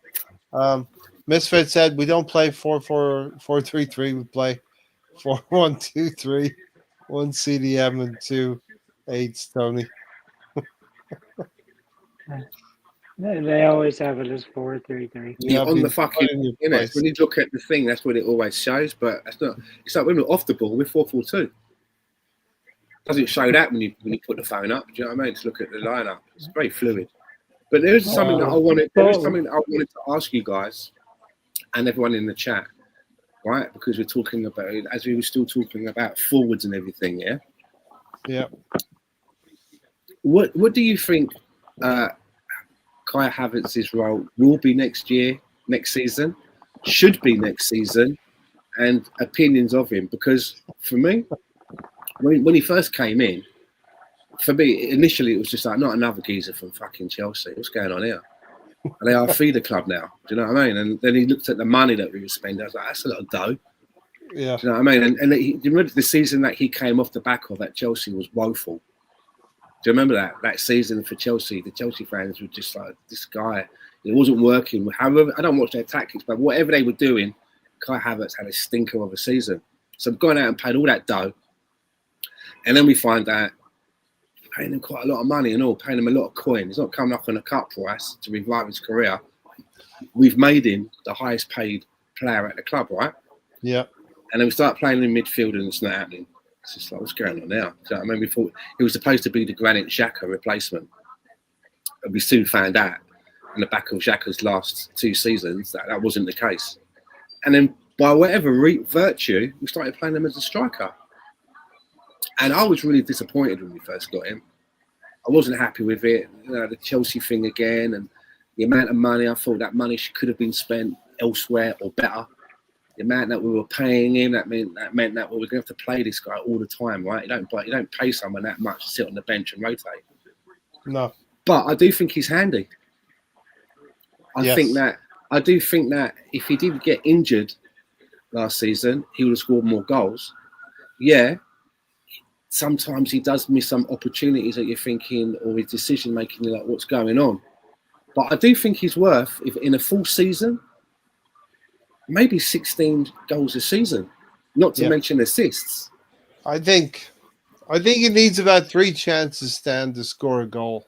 But if we bought, let's say we bought Sesko tomorrow, for me, there's no way Sesko, unless there's an unbelievable pre-season, but let's say just on the back of the next game was the next day, people must think that I live in a rough area, innit? There's always sirens and the shit when I'm on it. I live in downtown Vancouver. It's supposed to be cool. Really? But let's say we bought Gyökeres and he was playing his BPD. first match in a week, right? Sesko, sorry. I don't think Sesko starts. I don't think Sesko is the starter. We'll still be starting with Kai Havertz. But if we bought Gyökeres, surely if you bought Gyökeres, he's not coming to sit on the bench. And, you know, he's coming as a starter, surely. Which then means what you're paying him in wages, right? Because if you're paying the Kai Havertz wages, Kai Havertz is like... So where do you see he's standing in the squad moving forward? What do you think that happens to him? What do you think Partey's going to play? Are you happy about it? He should be backup striker, but apparently Arteta wants him back in the midfield, which he was terrible at. It's weird how this past season mirrored the other season because you. So Tony, do you see Kai Havertz going back into the midfield? Because there's only 3 spots, right? He ain't playing the 6, and he's not playing in Odegaard's spot. So you think that he's going to slip back in there, and the left 8 position? Because if Zubimendi's playing as a 6, where does that put Declan Rice on the bench? And if Declan Rice is playing at the 6, right? Surely Zubimendi's not coming to sit on the bench. So how's he going to fit all these in?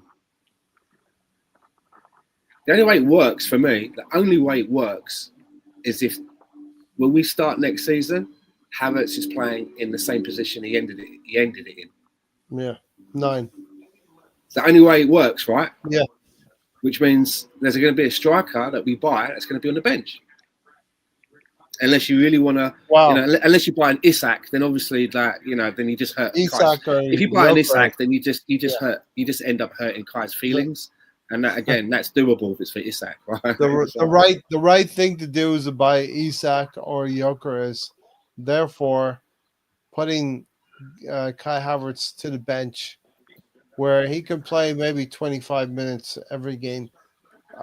We need a situation where Aston Villa had at the start of the season with John Duran and Ollie Watkins. We need a situation where we have 2 strikers for one position, and they both can play in the game 65 minutes, 30 minutes. You see, I'd still prefer, if we're going to play a formation that only has, we've got the wingers that are attacking, but if you're looking at a person in the middle, a number 9, if you will, I think that we need to have a squad where you have 3.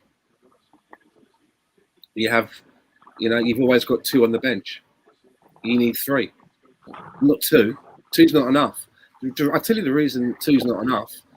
If in the second month of the season, one of those strikers twangs a hamstring or does an ACL or whatever, now you've got to do a jigsaw beat. You've got to hopefully have a Mourinho or someone that can slot in to take up the slack. Do you know what I'm getting at? And then you're potentially taking that player from another position anyway. So you've got to have 3. It's kind of like if you want to compete in 4 competitions and you're playing a formation with only like a 1 striker, you need at least 3. One of them can be a young guy, right? Learning the ropes, coming through. The third one can be a young guy. But you need 3 because if one of them gets mashed up, you're snookered, mate. And at this level, you can't afford to be. We shouldn't have been going into a Champions League game. As good as Mikel Moreno has been, we shouldn't really have been in that position. To be in the semi-finals of the Champions League and we ain't got no strikers. Do you know what I mean? Mm-hmm. And we didn't, and even though on the bench we had like Oja, what's his name? Butler, Odeji. Yes, right. He's not getting any minutes. Yeah. He's not getting any minutes. Why is he even there then? It's not. Do you know what I mean? You need to have someone in the spaces that he can. Which takes us back to what we said at the beginning of the game. You want to win a game. You need to get a goal. So what do? You change your left back because that's it. No, you can't be doing that, and you can't be in that situation in the semi-final of the Champions League. No, you need to have You need to have another gun on the bench, right? So that needs to be addressed. You're bringing the left back. You're in a situation where it's even so bad where you're looking at the bench and you've got I've got a forward player in Raheem Sterling, but I'm still putting on the left back. That's where we were at times. Yes. That's how bad that transaction was. Do you know what I mean? Sterling was that bad when we needed something. We weren't even risking him. We'd bring on a fucking fullback. We lost games with Raheem Sterling on the field at Bournemouth. We lost games with him being on the bench. Sorry. Thank you. All right, Gary. Yeah. Gary's alive. Gary knew he had to wait till I got myself down to. You know what? If somebody died in your chat room, you wouldn't know for like 20 minutes. Well, Tony wouldn't tell me. Stan wouldn't tell me either. So I'm like sitting there. I'm like, dude, I know you're behind. I'm like, 20 minutes. All right, okay. Yeah, go like 20 go make minutes. your I'm cup of sitting. coffee I'm like, or okay. Right? How are you doing, Gary? All right. You're So back? Tony, you just ignored my messages, huh? I didn't see them, sir. Oh, you too. You two with the I don't see He's the focused. messages. He's focused on a basketball game. He's focusing on the nonsense he's chatting. Yeah. He's always focusing on a foreign game. A foreign game. Which one is this? Basketball. Oh, your team is playing tonight. Yeah. Yep, they're down. They're down big. Down 24. Ouch. Ouch. Are you gonna keep watching them because they it sounds like they suck. Yeah, I'll keep watching. He's a sucker. He's a sucker for punishment. He loves it, Gary. He loves it. I still don't. It doesn't show any messages from you, Gary.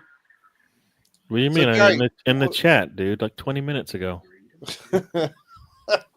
Sorry, Gary. I was giving you the night off. Is that what it was? Oh, all right. Thanks. I was like, all right, I'll wait. I actually said to myself, I'll wait like 20 minutes just because I know he's far behind because I could see like what messages you're putting up there. I was like, this guy. All right, yeah. So what do you want to talk about, Gary? What do you want to talk about? Whatever you're talking about now, it's fine. Okay. But he mentioned Havertz, but what do you do with Mourinho as well? Because he doesn't work in the midfield. Stan posed this question before. I think we've done it quite a bit. So, if Kai Havertz comes back, where do you want him playing? Midfield or number 9? Easy question. On the bench. I mean, what do you mean? On the bench. So if he's on the bench, we get Gyökeres or we get Isak. Doesn't matter what we get a forward. Let's just do that. Let's get a person who actually plays the position. Yeah.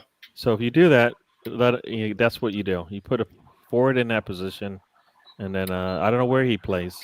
We're all concerned, right? Because Arteta already said he's been bulking up, right? He's been doing he's been lifting and doing all that stuff or whatever he does. So he's ready to go. He was breaking all the records that everybody has. I think Michael's had the best shout.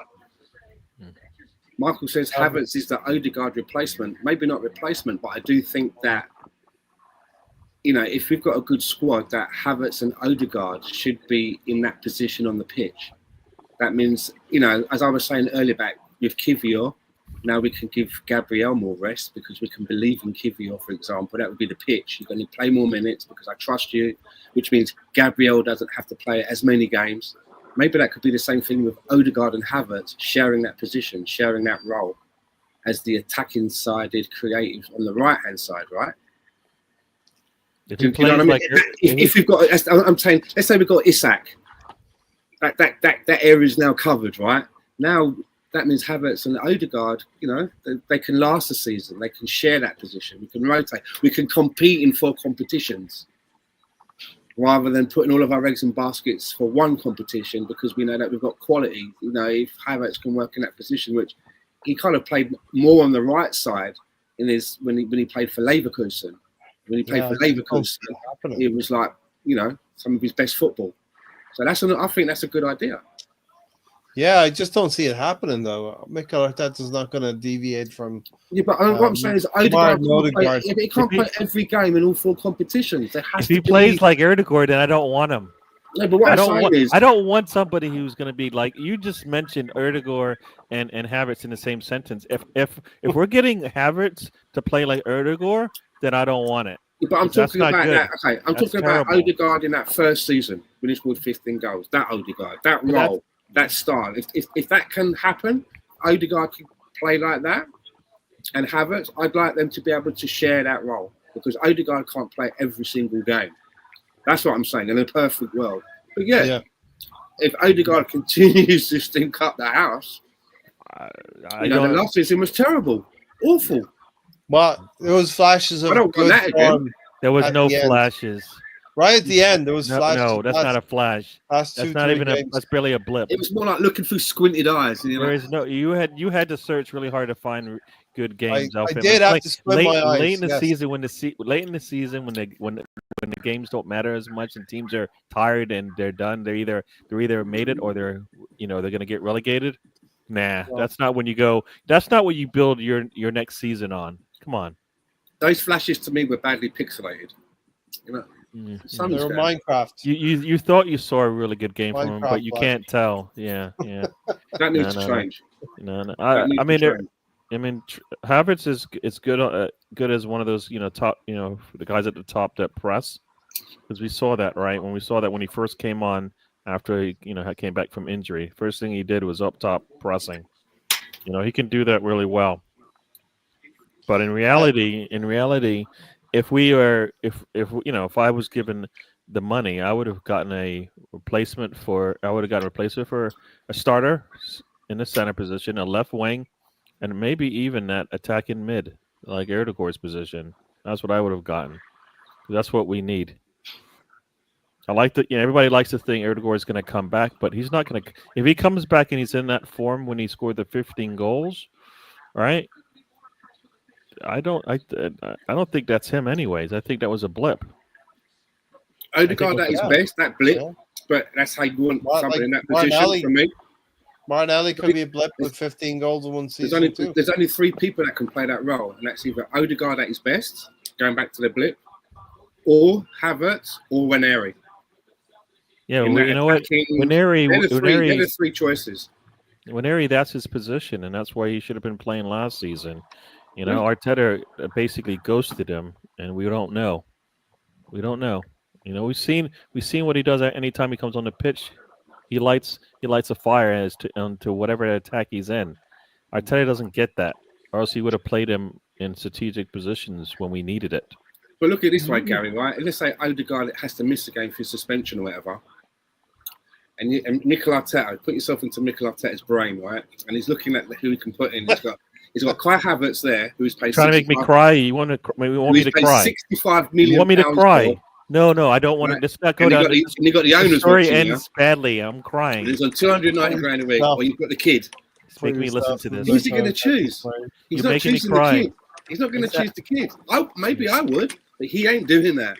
He's going to have to justify himself and pick that guy who's on. Why do you want me to cry? Stop. But you know what I'm saying? I'm begging you. Please stop. Gary heard. Put yourself in Arteta's brain. And I started crying. Heard nothing after that, Stan. No matter what you're going to say, it's going to make me cry. Gary, bite into this onion. Exactly. That's an apple. It tastes like an onion. No, it's an apple. But that's where we are, though. If that's the choice, we're going to make it an apple. That's going to be like the deciding factor. The only way it happens, it's like what happened to Skelly. The only way it happens is if Odegaard is just suspended and Havertz is injured and he has to play Waneri, and then he forces the issue. Because that happens to us a lot. We get those lucky accidents where he's had to make a change, and luckily for us, that player's forced the issue, and you're like, fuck. I can't take him out now. You bastard. Doing so well. Deji's been released by the club. Okay. There you go. Well, he's not on that's a seat that's going to be empty next season unless it's filled by someone else, right? That was a seat. He filled a seat all season. Havertz or Ozil, who was more bulked? Who was more bulked? Havertz. Right now, yeah. Oh my God, Havertz tucked as the left egg. Why do you think he would be any better on the right? He's not a midfielder anywhere on the pitch. I have to agree with the misfit here. He can be an attacking midfielder. I'll answer that in a minute. Go on. Whoever wants to. I can answer that. The reason I would say that is because if you've got Odegaard playing a more creative role in the left, in the right eight, they're trying to make Havertz play in that Xhaka role, in that left 8, where he could get into the box, but he could also come back, and he would help out in defensive areas as well, a bit more box to box. And the difference would be if Havertz didn't have to do that particular role and was allowed to play as maybe a second striker more in that right 8 position, maybe he'd have more joy. That's what I'm saying. There's a difference between the 2 8s, if that makes any sense. It's not like we play with 2 number 10s. Otherwise, Ranieri would be in the squad every week next to Odegaard. You know what I mean? The way that Arteta wants it is he wants to have that one of them to be box to box, have a defensive side, and it looks like that's Declan Rice at the minute. Yeah. With Zubimendi playing behind them too, right? That looks like the plan.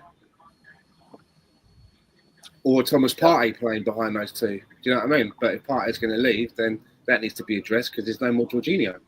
But it seems to me that Declan Rice is preferred playing in the left 8 now than more than a 6. Whether you like it or not, that seems to be the plan of the club. Yeah. What do you guys think? Do you think he's better as a 6 or an 8, Gary? Declan? I don't know. I don't know. I mean, is he an 8? No. Is he a box to? Does he replace any of the stuff that Partey does? Not enough. Not enough. So, is he an 8 like we want? No. I mean, think about all the 8s that are out there and what they do. Does he do any of that stuff? He won't. He doesn't. He scores goals, Gary. He's not on the half turn. He won't. He doesn't pass to cross lines. He doesn't open people up enough. Even though I know the stats say he does, but you watch a game, you don't see it. We don't see it. He makes the safe pass for sure, but when we need to put one of our players on the goal, that's not what he's doing. He's not opening. We're not getting an attack from him. So, I mean, he does a lot of work. That's the thing he does, right? He'll track back and all of that. But we need somebody a little bit. We need a more creative player. Well, in that position, that's supposed to be Erdegaard, but everybody tells me, you know what? He doesn't play that role. He plays further back, and I'm like, he's the pass before the pass. I'm like, well, we missed the guy. We're missing that player that gives the pass. Yeah, and maybe that. So how would you use Rice then? I thought he was going to be a 6 for us. So, if he's going to play a real 6, that's what I thought he would be. I haven't seen him. I think as an 8, didn't he put up decent numbers versus Granit Xhaka? He doesn't replace Xhaka for us. No, his numbers are out there with Rodri. Numbers are similar. Yeah, but Rodri's a 6. He's not even playing a 6. He's playing higher up the pitch, and you're telling me he's as good as a player who's yeah, but Xhaka was CDMs playing in the world. Box to box, wasn't he? He wasn't just playing as the creative part. No, but you just. Why would you bring up Rodri? Rodri and Rice are not in the same level, right? Okay, his numbers were up there with Xhaka though. In those last 2 seasons when he was playing more of an 8 than a 6. Does our attack look as good as it did when Xhaka was there? I would say no to that. So you're thinking long, but different formation. Yeah, but why are we bring? So then, what is Rice supposed to do? Tell me what he's supposed to do then, because maybe if the formation has changed, what is his role? You see, I can't make up my mind whether I like him as a 6 or an 8. You can't answer that question. How in the world am I supposed to know if he's good or not? What is his role? I like him in both roles because one of the attributes that I like that he has is he's very good at running with the ball and bringing it into dangerous areas and moving the ball over, eating up ground. Jack Wilshere used to be able to do that. It's kind of dribbling in a way, but he's very good at doing it in the middle of the pitch. He gobbles up a lot of acres. I like that. Thomas Partey is more of that static passer where he gets the ball and is able to he doesn't move it a lot of his feet, but from a static position, he's able to get it somewhere. Great lines, hit passes out. Do you know what I mean? Yeah. But he's getting on a bit now. We need someone that's a bit more mobile. I don't know. Zubimendi again. Zubimendi, I don't know much about him, but when I have seen him, he kind of reminds me of Torreira. He's a CDM, but he's not like a horse of a person. He's quite small, quite diminutive looking. Looks like he likes to get in on the attack as well. So it's going to be interesting, but I can't make up my mind because I think Declan Rice is good as a 6. And he gets the numbers compared with the best six in the land is Rodri, right? He gets those numbers. He does. He's not far off in goals and assists, which he never got at West Ham.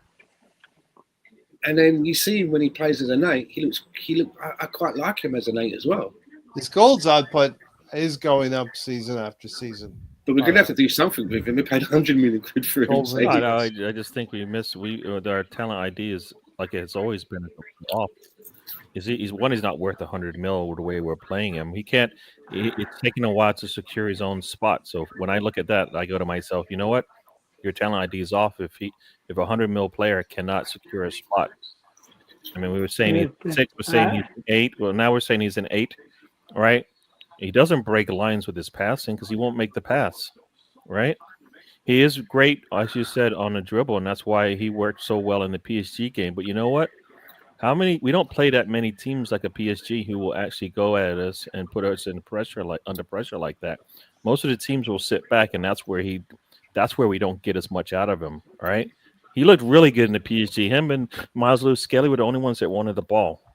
But when we play those low blocks, those mid blocks, he has no answer. He's like I think his goals. He's got yeah, but no. What I'm saying is he doesn't.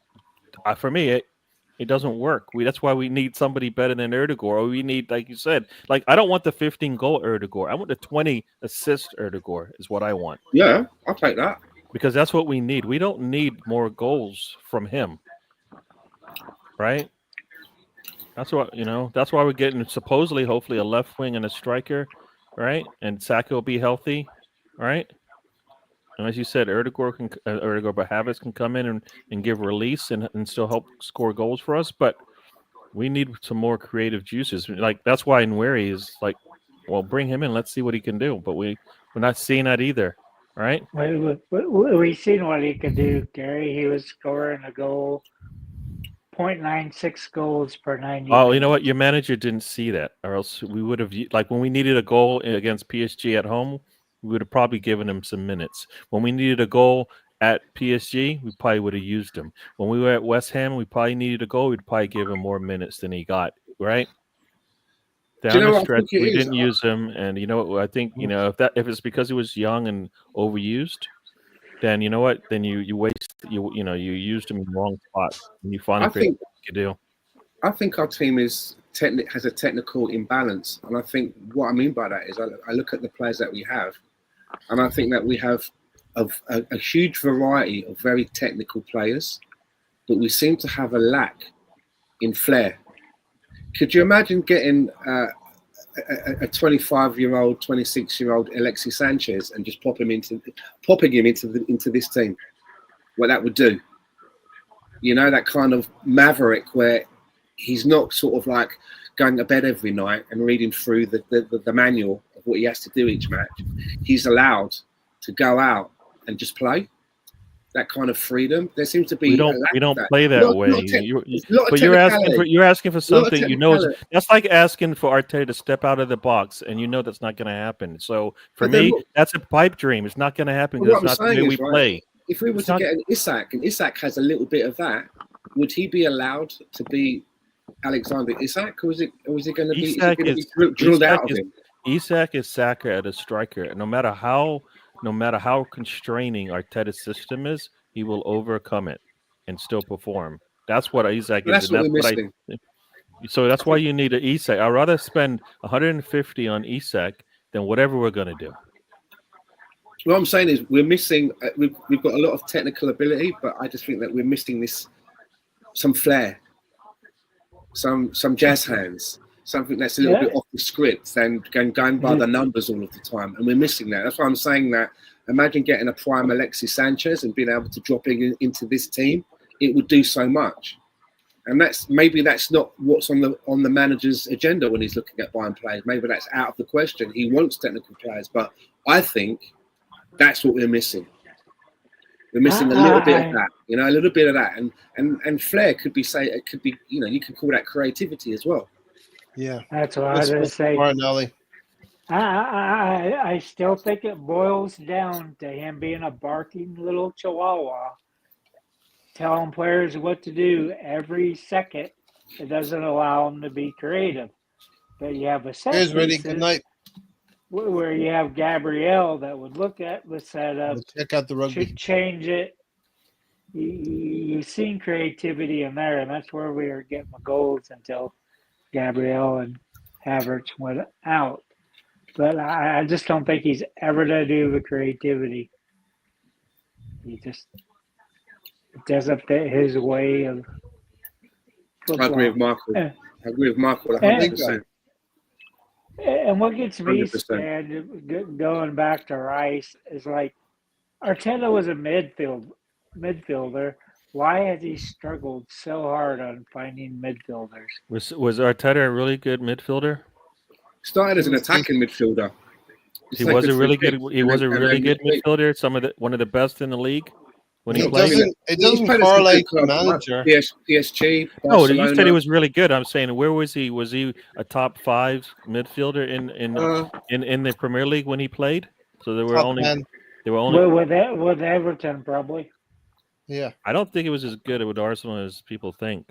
I mean, it was near the end of his career, though, right? He used to be, he played a lot deeper, but he started off as an attacker. I mean, you have to understand, like when he came in, it was Per Mertesacker and it was Mikel Arteta who came in to stabilise what was going on there. Played in Scotland as well, didn't he? Played at Rangers. Played at Rangers, played at PSG. PSG, Barcelona, Everton. Yeah. He came up. I think we had lost. Did we lose Fabregas? Fabregas moved on, and then we got Arteta.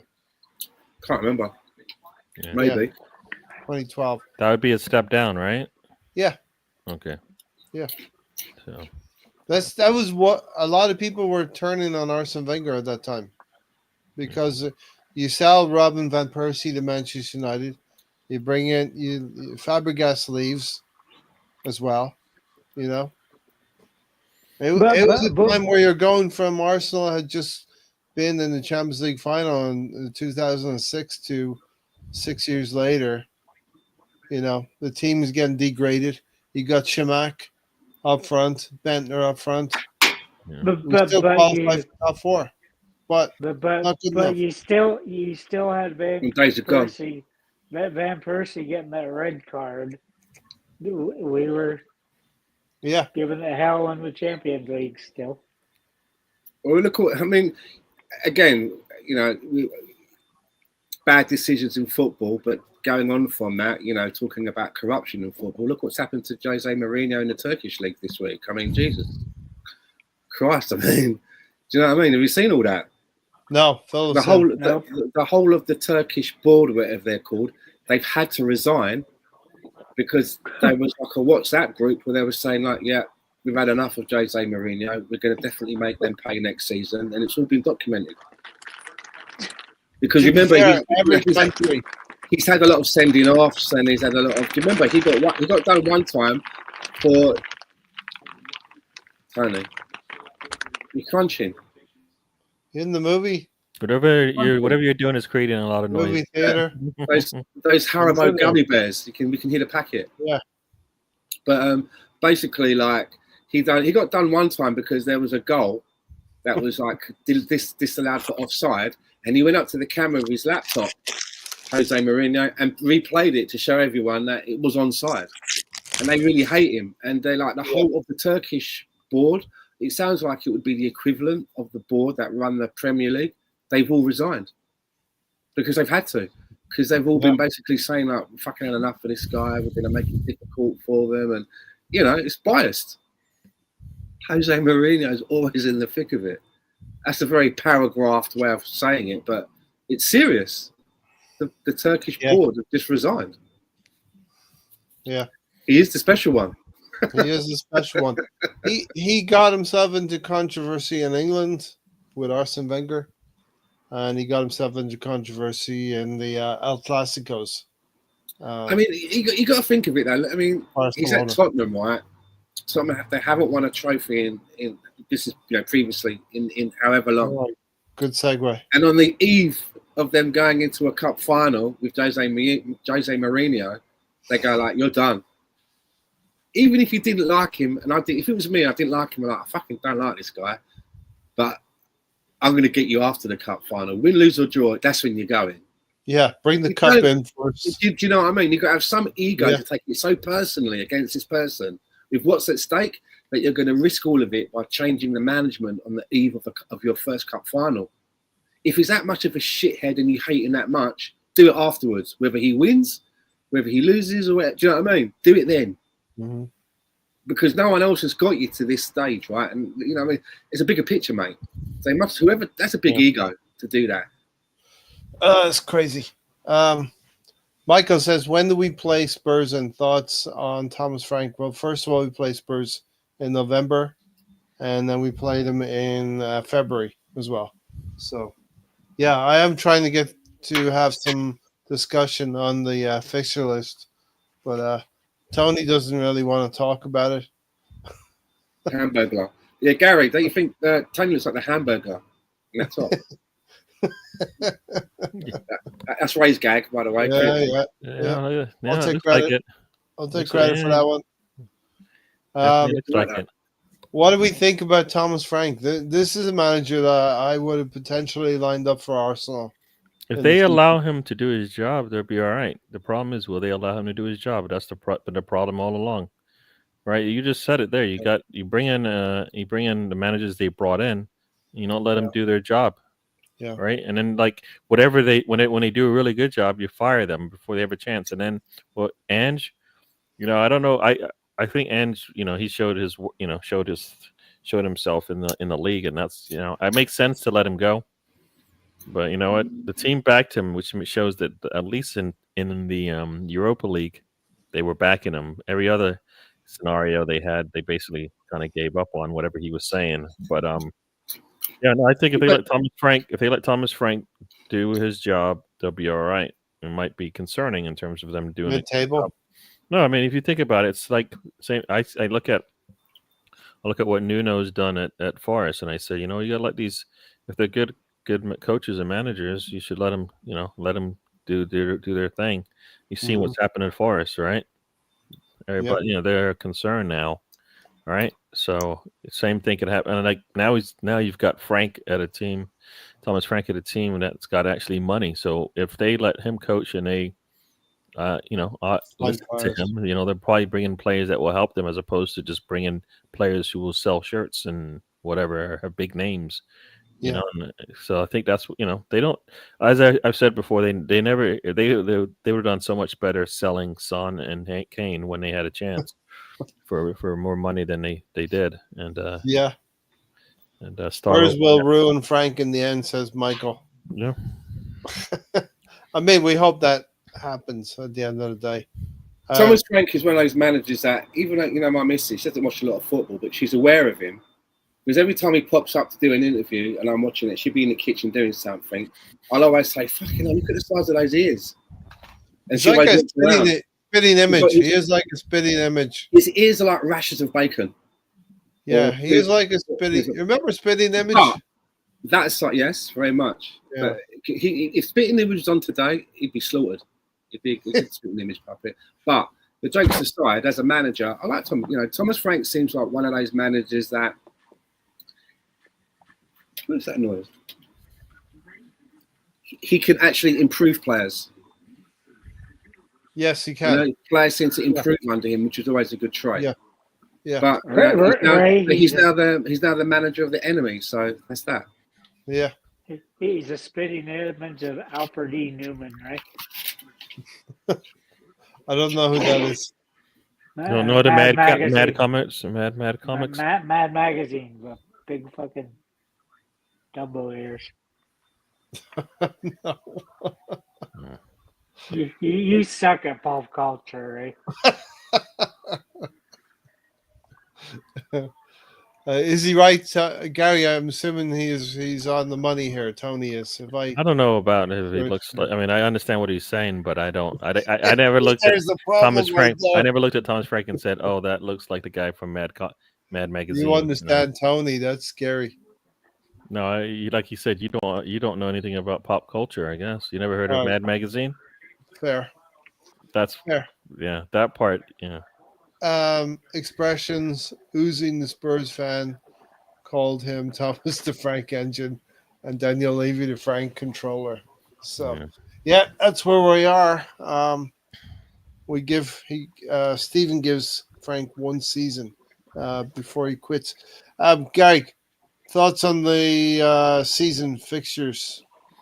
Fixture list. I know a lot of people said those first 5 matches are what I think I saw like the second toughest ones. Yeah. But you know what? If we are to where we think we are and what we're supposed to do in regards to, finishing second and building on from there, playing in 2 semifinals and building on from there, then it don't matter. It doesn't matter. My problem is that are we going to get the players in with enough time? That doesn't look like Thomas Frank, but that's what he. I know that person's name. That person's name is Albert J. Neumann. Yeah. Alfred. No, I don't think it matters who we play, right? Because you play a team early and you play a team late, you get different things going on. If you play them early, that means they haven't really settled in yet as a squad, and maybe you catch them and you steal some points from them. Mm-hmm. Or you play them late in the season, like we played Liverpool late in the season, and either they've given up or you catch them doing one, right? So I feel like it don't matter who we play. And I initially I thought we would play Leeds on the Friday because they like to give us those high profile games where it's like, can we see a Premier League team lose to to a newly promoted team? Yeah, but they didn't do that. They didn't do that to us. So Manchester United, I believe.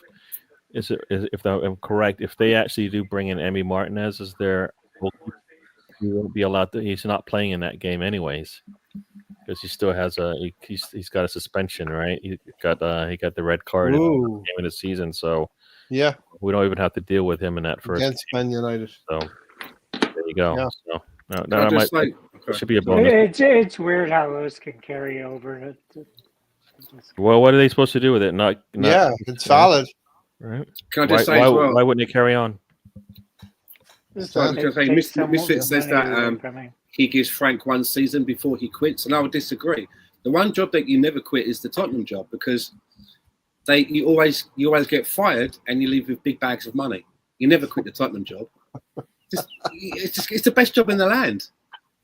Sign a 3-year contract. You're gone in like half of that time with the rest of your dough. I mean, it's brilliant. Yeah. The amount of money they have spent on managers over the years where they've fucked them off. It must be obscene. Yeah. How many managers do you think they're currently paying, Stan? Because it has to be like 5-year deals. I'm amortized. Oh yeah, there was a time, for example, where I think it was at Man United where they were like 3 managers after like Alex Ferguson. And on that 3rd, 4th manager, whatever it was, they were still paying off David Moyes, who was the one after. Because you don't get, they you got a pension coming in. You don't get a lump sum. Like they were on their 3rd manager after Ferguson, and the first one's still getting money from the club, the pay off the contract, where they end your contract early. Crazy. So you don't quit the Tottenham job. That's a money pit. It's a money pit. It's better than crypto. Steven said, the schedule he believes actually breaks the rules. I think you can do this. In the first half of the season, you don't have to play all of the teams. You can play one of the teams twice in the first half of the season, where we play Villa twice, but we don't play Bournemouth until the second half of the season. I really don't care. We've got to play everyone twice anyway. I don't care. At the end of the day, right, everyone's got to play everyone. Stan. There's 38 games. There's 38 games, right? And, the team that wins the most of those wins the league.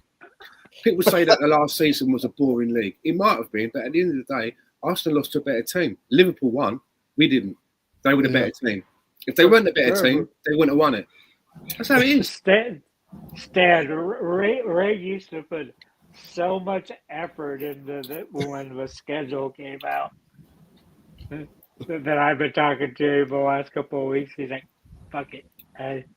Tony's right. Everyone's got to play everyone. Twice. You met Tony, a very happy man tonight, Stan. You and Gary have made Tony very happy. Less so Gary, but Stan definitely. Stan doesn't care. And Tony's like...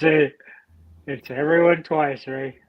Fair enough. But, it is interesting to see and how we navigate. It's like again, it's like if I want us to win the Champions League, and when that day happens, and we win it, I don't want us to have gone through the back door, had really like easy fixtures. I want to get there beating everybody. So when we do win it, there's no arguments. No. I'm not into that. You know when they say like, okay, you can the next round, we're going to either get Real Sociedad, do you know what I mean, or Real Madrid. I want Madrid. I want to go for it every time and measure ourselves. You know what? I don't care who we play. If we get the easiest route, so be it. I hate that shit. You know why? Because you know what? It doesn't matter. But guess what you will say? If you won the Champions League not having played anybody, I have no doubt you will go, oh, you won't go look back at the run that we had in the Champions League and go, you know what? We didn't play them. We didn't play. Screw that. Are you kidding me? If your players are holding up that big trophy, guess what? You don't care how they got there. You'd be celebrating. Right? It wasn't your fault. It's not your fault. It's not your fault that other people didn't do their job. Why? No, I want it to be the What I'm saying is, I know a lot of people look at fixtures and they try to navigate it and try to miss out. I don't. I'm like, bring it on. I want to face the best in Europe, and this season we did. You think about this season in the Champions League. I mean, my highlight was those 2 games against Real Madrid, and I have to say before we played that first game, I thought we had no hope in hell. I thought we'd be lucky to go to the Bernabeu. Do you know what I mean? Like 1-0 down. If we can keep it tidy. Seriously, I did not think that people can say, oh, Real Madrid were having a bad season anyway, but they still had the best players. It wasn't like they got like shit players. If they couldn't get their tactics sorted out properly, that's the manager's fault. They got good players in that team that all cost like hundreds of millions of pounds and shit. And the Mbappes and the fucking. So once again, you agree with me. You don't care. Oh, you care about the name, but I loved it. What? They didn't even play like Real Madrid. People will tell you that wasn't even the Real Madrid. So why do you? So then you know what? It doesn't really count. But what I'm saying is what I'm saying is I don't care. I don't care if we were playing Villa and all their players had broken legs and we won. Damn it, we just move on. I don't care. Take it. But what I'm saying is to knock out if we don't win any top six game, but we win the Premier League, I'll take it. I don't care. Well, what I'm saying is for us as Arsenal to knock out the holding champions in the quarterfinals did nothing for us. But at the time, what I'm saying is I was like, that gives you hope, and I like that. Yeah. And then to get into the semi-finals against Paris Saint-Germain, we didn't make it. As I say, it's a step up from the previous season. It gives me hope, and I want to play. I want to measure ourselves against the big teams.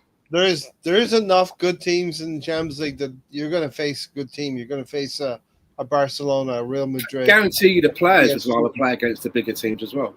As a player, they want to put their hands up at the end of this. They want to measure myself against the best. That's the personality. Yeah. It's an individual thing. I'm just telling you, they'd rather put their hands up in the air and win the trophy than go, you know what? They don't care about that when it's all said and done. They don't. Okay. You say that. Yes. Yeah, you want to play in the game. Scouts. Yeah. You know, those are just, what do they call it when you you played a really good game but you lost? What do they call that? You know, I forgot the name of that. But no, what is it? Consolation prize? No, it's not consolation prize. It's like we worked really hard. We didn't win it, but we played really hard. All right. No, I don't want. I think we want to get the win at the end of the day, right? Oh yeah. All right. You know, and so for me, I mean, I do say performance over results, right? But at the end of the day, when I look back, I don't care who we played, as long as we got the win and we moved all the way through and we got the win. We won the last game and whatever cup we play. And we win enough games in the league to get enough points to win the league. That's all. That's all that really matters at the end of the day. What I will say about the semi-finals against PSG is that sometimes for me it is performance over results in the way that I understand that my team's going to lose football matches during the season. I've said this many, many times. And for me, it's never just about the loss. It's about the manner of it. And the reason why I was disappointed with the PSG losses is that I felt that we could have played better. Yes, we lost in the semi-finals, but I thought we lost badly, especially coming off of the back of playing so good against 2 legs home and away against Real Madrid. So I was very disappointed with that. But that's because your manager didn't give your team a chance. That's what happened. And their goalkeeper was very good. Yeah, Arteta didn't give his team a chance to get a win. He played down to them. Well, I don't understand why. We needed to play a much better style of football, and we didn't. We had options. We had a option off the bench. We didn't want to use it, and I think we paid for it. All right. I mean that home game is the one I think where you kind of lose it. It's like one of those things where it's one of those things where it's a 0-0 game, and you're like, and other teams like, well, if they don't want it, why don't we go get it? You see them make subs and change formations and whatnot, and we sit back there and just watch them as they're doing all these changes, like to get a different effect in the game. And you're like, why are we not doing something like that? Look, we are getting opportunities to score. The goalkeeper is standing on his head, making saves. Right? How about we change things up a little bit? Right? No, we don't do anything. We do nothing. We just hope it just gets better. Right? That is not how you manage a squad and you manage a game. Right? I hope it just gets better. No, it's not going to get better. You got to make a significant change. The bench that we put out against Paris Saint-Germain is unacceptable. It's as simple as that. You can't expect to be in the semi-final of the Champions League against a team like Paris Saint-Germain and put out that bench. Yeah, that's just unacceptable. We cannot get to April and May again in a similar situation. So I think Stephen mentioned 6 players required. At least 6 players required. It's more than that because even though like La Congo hasn't been part of a team, you still need a replacing Teabag. I mean, you don't have any depth. So we need 6 players no matter what. And I mean, everybody you're talking about who was on loan isn't even included in. No, that's not part of the conversation. Exactly. Yeah, I don't know. Why are you bringing their names up? They're like, no, we're not. La Conga is not helping us. We just saw. I saw the video. I saw the video today of Fabio Rivera. Right? He nutmegs. Teabag.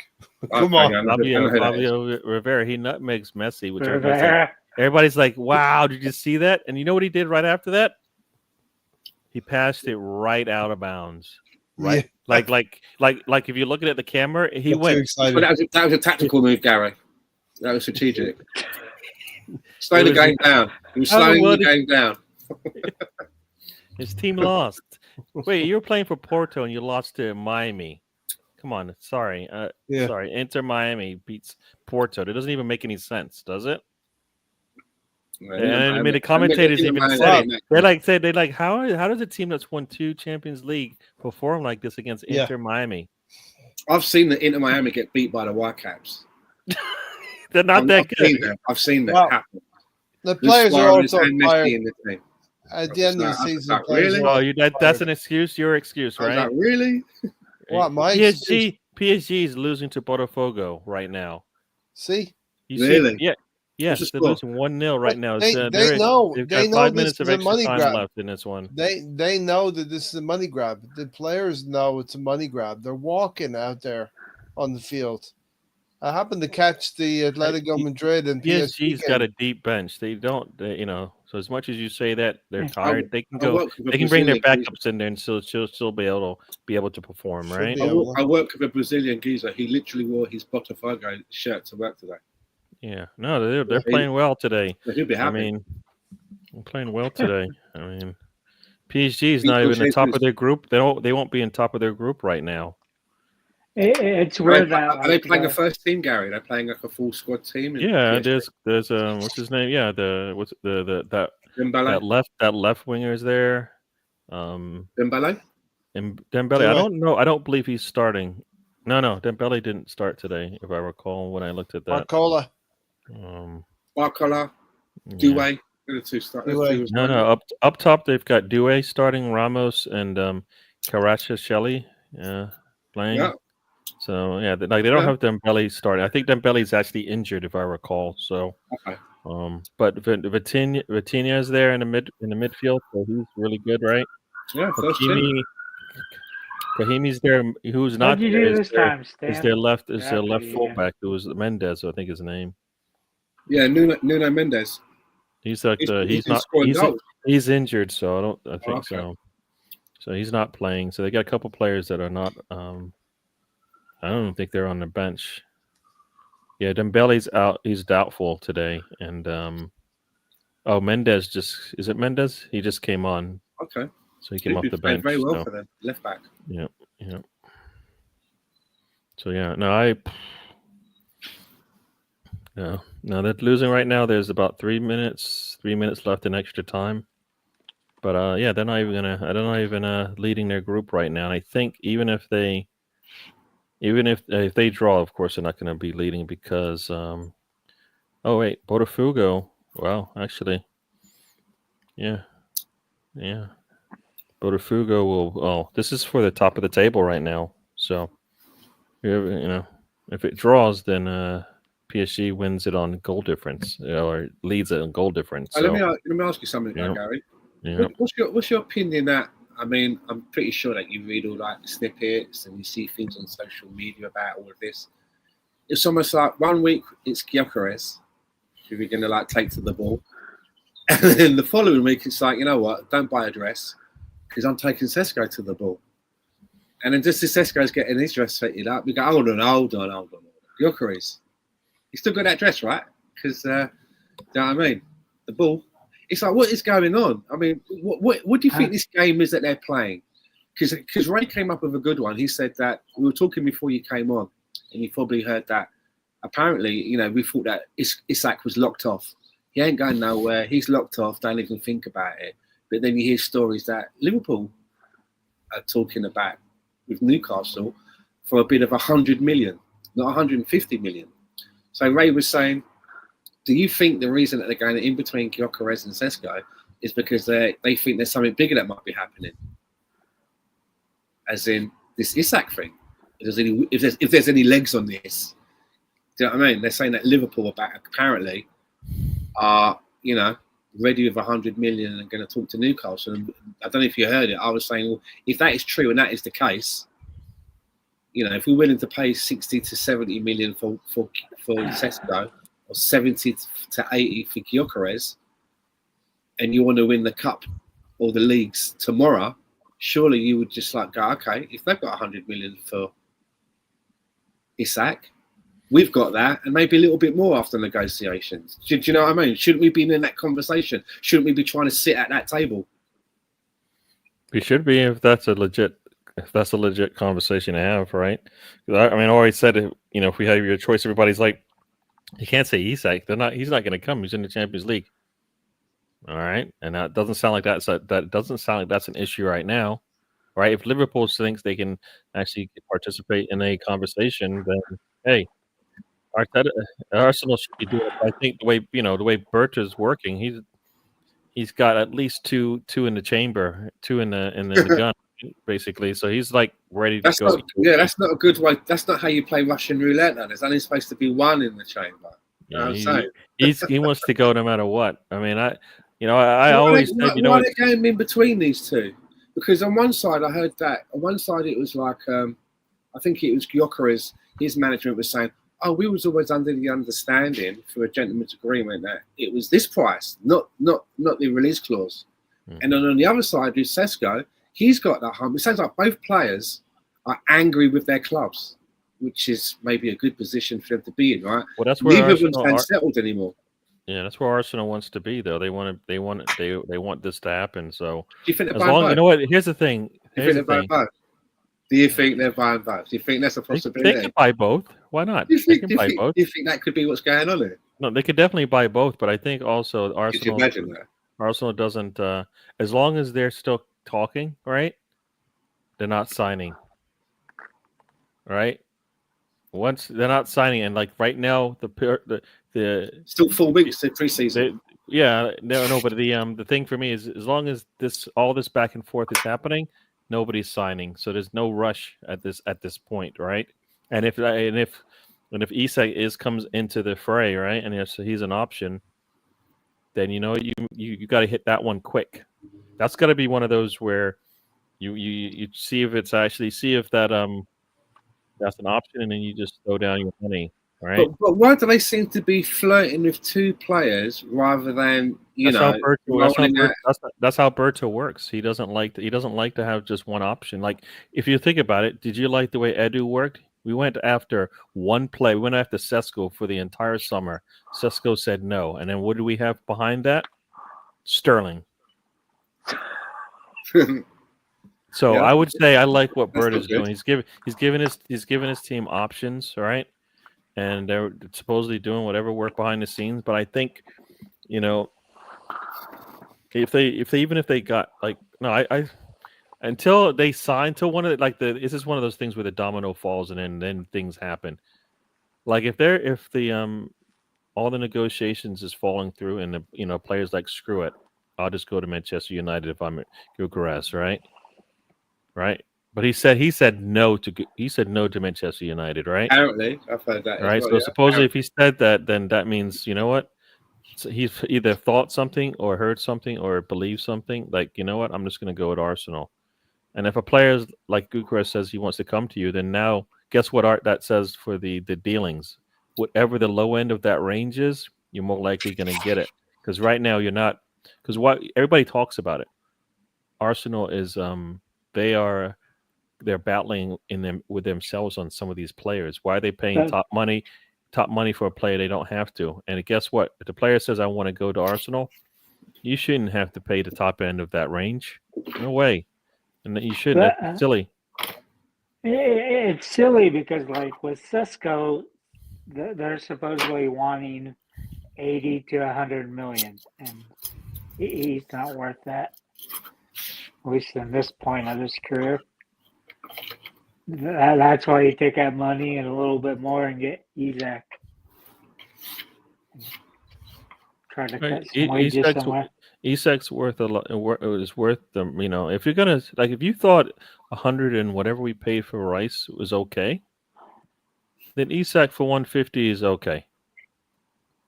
Yeah. I'm sorry, it is.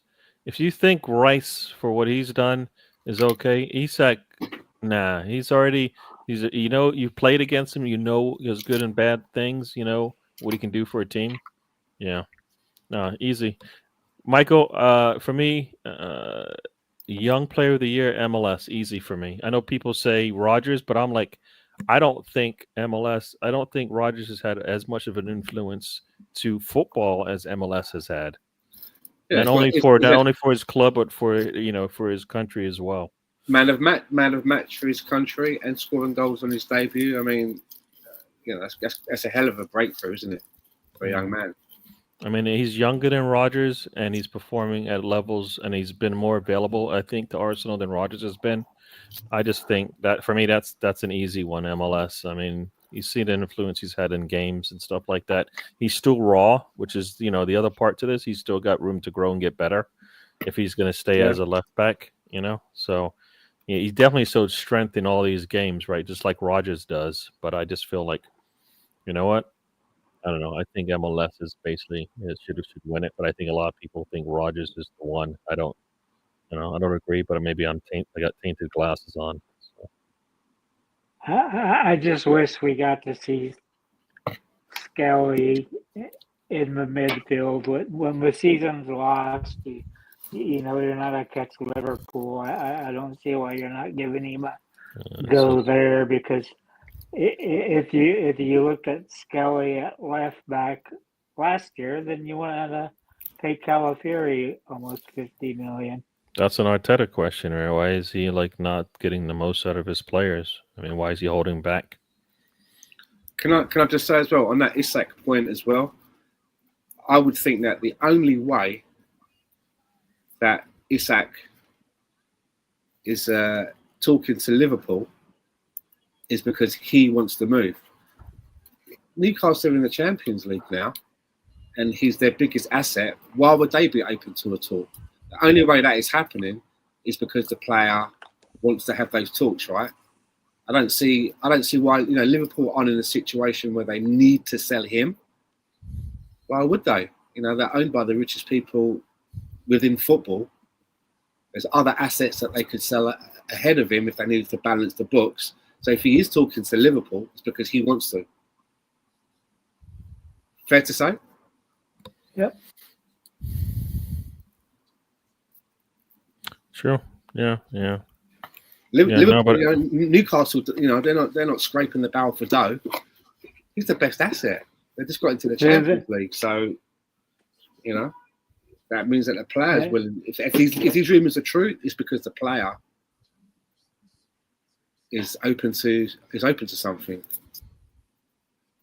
The Newcastle's worth 80% of what the Premier League is worth. There you go. Because of that $400 million Saudi fund, and that's why those guys in Saudi Arabia, the fund is. We'll be right back. They own 4 teams in Saudi Arabia, so that's why they're pumping all the money because they own those 4 clubs. It's not the entire league; it's just 4 clubs. Yeah. Yeah, but that's my answer for that question there. MLS easily should win it, I believe. Yeah, I mean, you take MLS out of our team, and I feel like we'd be in trouble because, like, that's Zinchenko playing there. I don't think that would be a good sign. I think he had probably one of the best seasons of anybody on the squad, really. Isak had the best. Not Isak. Skelly. Oh, okay. No, he's definitely he definitely was really good for us. Oh, what the world is that? Run, Stan, run! I know. Stan was trying to get him or something. Yeah. Little did we hands know on the run. Robbed the bank before the show. So, what about Delap? Do we think Delap could have a breakout season? Young Player of the Year. Or Chelsea? No. Only person needs minutes. There's only 2 players on there that I think MLS and Rogers that had. It come down to them too. For me, I don't think Hoyson's had that much of an influence. He's had a really good one, but not. I think Semenyo's been, their top player, right? Yeah. So, MLS tell you what, as well, could possibly be our best player, Skelly gets it, right? Because of his age and also being able to do what he did at international level. I mean, that's it, isn't it? Yeah. None of the others have had a breakout international, impact like Skelly. That's just another level, isn't it? As Gary likes to say, there's levels to this thing. There's levels to this thing. Yeah. As Michael said, Isak will move to win trophies, but Arsenal, arguably, you could say Arsenal are primed to win trophies as well. Skelly is now down in a position that he didn't even come up playing in. He didn't come up playing as left back, and he's been able to nail it down at international level. I mean, that's quite a footballing brain, right? Ainsley Maitland-Niles wasn't having any of it when he was asked to do it. He was like, "Nah, you're right. No thanks. That's not for me." And he wasn't. I don't know how he was as a midfielder. Hulk Hogan, Niles, but I don't know if he's just been good at. When it comes to our transfer business, there's a couple of strikers out there we've been talking about, but there's some options maybe in the Premier League as well we could talk about. As we mentioned, Semenyo, Eze is another one, and Anthony Gordon. Eze. Huh? Yeah, but the thing is about Gordon, I kind of like the look of Gordon, but when you actually look at the numbers, they're Martinelli numbers. So why get rid of Martinelli? He knows the system. If we're going to do something, it has to be an upgrade. Remember what I said? You can sell whoever you want. Sell my granny if you want, but whoever's coming in has to be. Am I wrong for thinking Anthony Gordon is not an upgrade on Martinelli? Not by the numbers. What about the eye test? But the eye test is the numbers, right? The goals and the assists. It seems that it's Martinelli numbers. We should be doing better than that. We should be doing better than that. Who does better than that? Rodrigo. And here's the thing, right? All this thing about Rodrigo, Carlo Ancelotti's gone now, so he's going to talk to Xabi Alonso, and they've had a talk. They played Al Hilal, just gone, I think it was yesterday, maybe today or yesterday, I can't remember. But I looked at the lineup, And one of the things that Rodrigo is unhappy about is that, he's played most of his career at Real Madrid on the right. His favoured position is the left, which is, that's Vinicius' spot. Vinicius has got that nailed down so much that when they bought Kylian Mbappe, they had to put him through the middle, because that's Kylian Mbappe's spot as well. So they've got 3 players that play preferably on the left: Vinny, Mbappe, and Rodrigo. And they've had to do it so that Rodrigo plays for on the right and Mbappe through the middle. And he's won a lot of stuff now, isn't he? He's won everything he can with Madrid. He wants to play on the left. And he's had talks with Alonso. And I looked at the lineup to say, okay, who's playing? Because Mbappe's out. No. Rodrigo is still on the right. So it's going to be up to him. How bad do you want to play on the left? You can either play out of position at Real Madrid, even though you've won everything there, or you could come and have another challenge. He's only 24. He's won it all young, right? You can have another challenge where they will make you the marquee face of that club. You won't be under the shadow of Vinny or Mbappe or Jude Bellingham. You could be that face, a little bit like when we got Alexi. Yeah. You're no longer overshadowed, and you're playing your favoured position. So I think that there's still I think that's one that is not over with. Now, no matter what you hear on the internet, Rodrigo says he's happy, blah blah blah. It's one of them ones that I think that there's legs to this story. I think if Arsenal, if he was available, they would pay for it. Because Stan keeps going for the legs. Arteta is a big fan. Do you not remember, Ray, when I was on this podcast with you some months ago, we were talking about before in the season, I said, apparently I've heard that Mikel Arteta is a really big fan of Rodrigo. You can check back. And I said, it's quoted that if he got Rodrigo to the club, he would make him the face of the club. It's on one of these podcasts. Okay. And it seems to be gathering legs. I think that Mikel Arteta was a very big fan of that player. Yeah, and as much as in the way that he ran out and spent 65 odd million on a Havertz, we think it's worth it or not. If it turned out that we could get Rodrigo, and it might get up to like maybe 90 million, maybe 100 million euros with add-ons and that, he would lobby to get that done. That's how much I think he likes him. He wants him that much that it's not about the money. It's about the player. I think he likes him that much. So I think there's legs. Yeah, is it fair to say that is it fair to say that what's that, Tony? I was asked Dan, it's like you were saying that in the summer too, and actually like in that season. I know. I remember reading about it ages ago about Mikel Arteta and Rodrigo, and especially it was this thing about, if he could get Rodrigo, it said he would convince him that he would make him like the face of Arsenal. He would have like the good salary, when it comes to marketing and that, he'd be right in there. Not, you don't get in there. It was like, you're not going to be like in the, it'd be like Neymar. Oh, fuck this shit, I'm leaving. I'm going to go somewhere else, Messi and blah, blah, blah. No, you're going to come in. You will be that guy. So, he's already won it all with the one team. If your money's not going to, you know what I mean? Different country, different experience. There's already a few Brazilians at the club. It's not like you're going to be the only Brazilian there. There's Brazilians there that you can, in your days off. Outside of Gabriel, I don't know. Because Martinelli might be gone and Jesus. All Gabriel's. There's only one Gabriel. There's Martinelli and Jesus, all right? There's only really one. Yeah. And you're forgetting all the Christmas. And you're forgetting all the Portuguese players we have. So. Who's the Portuguese players we have? Teabag. I don't know that. I don't know that guy. I don't know that guy.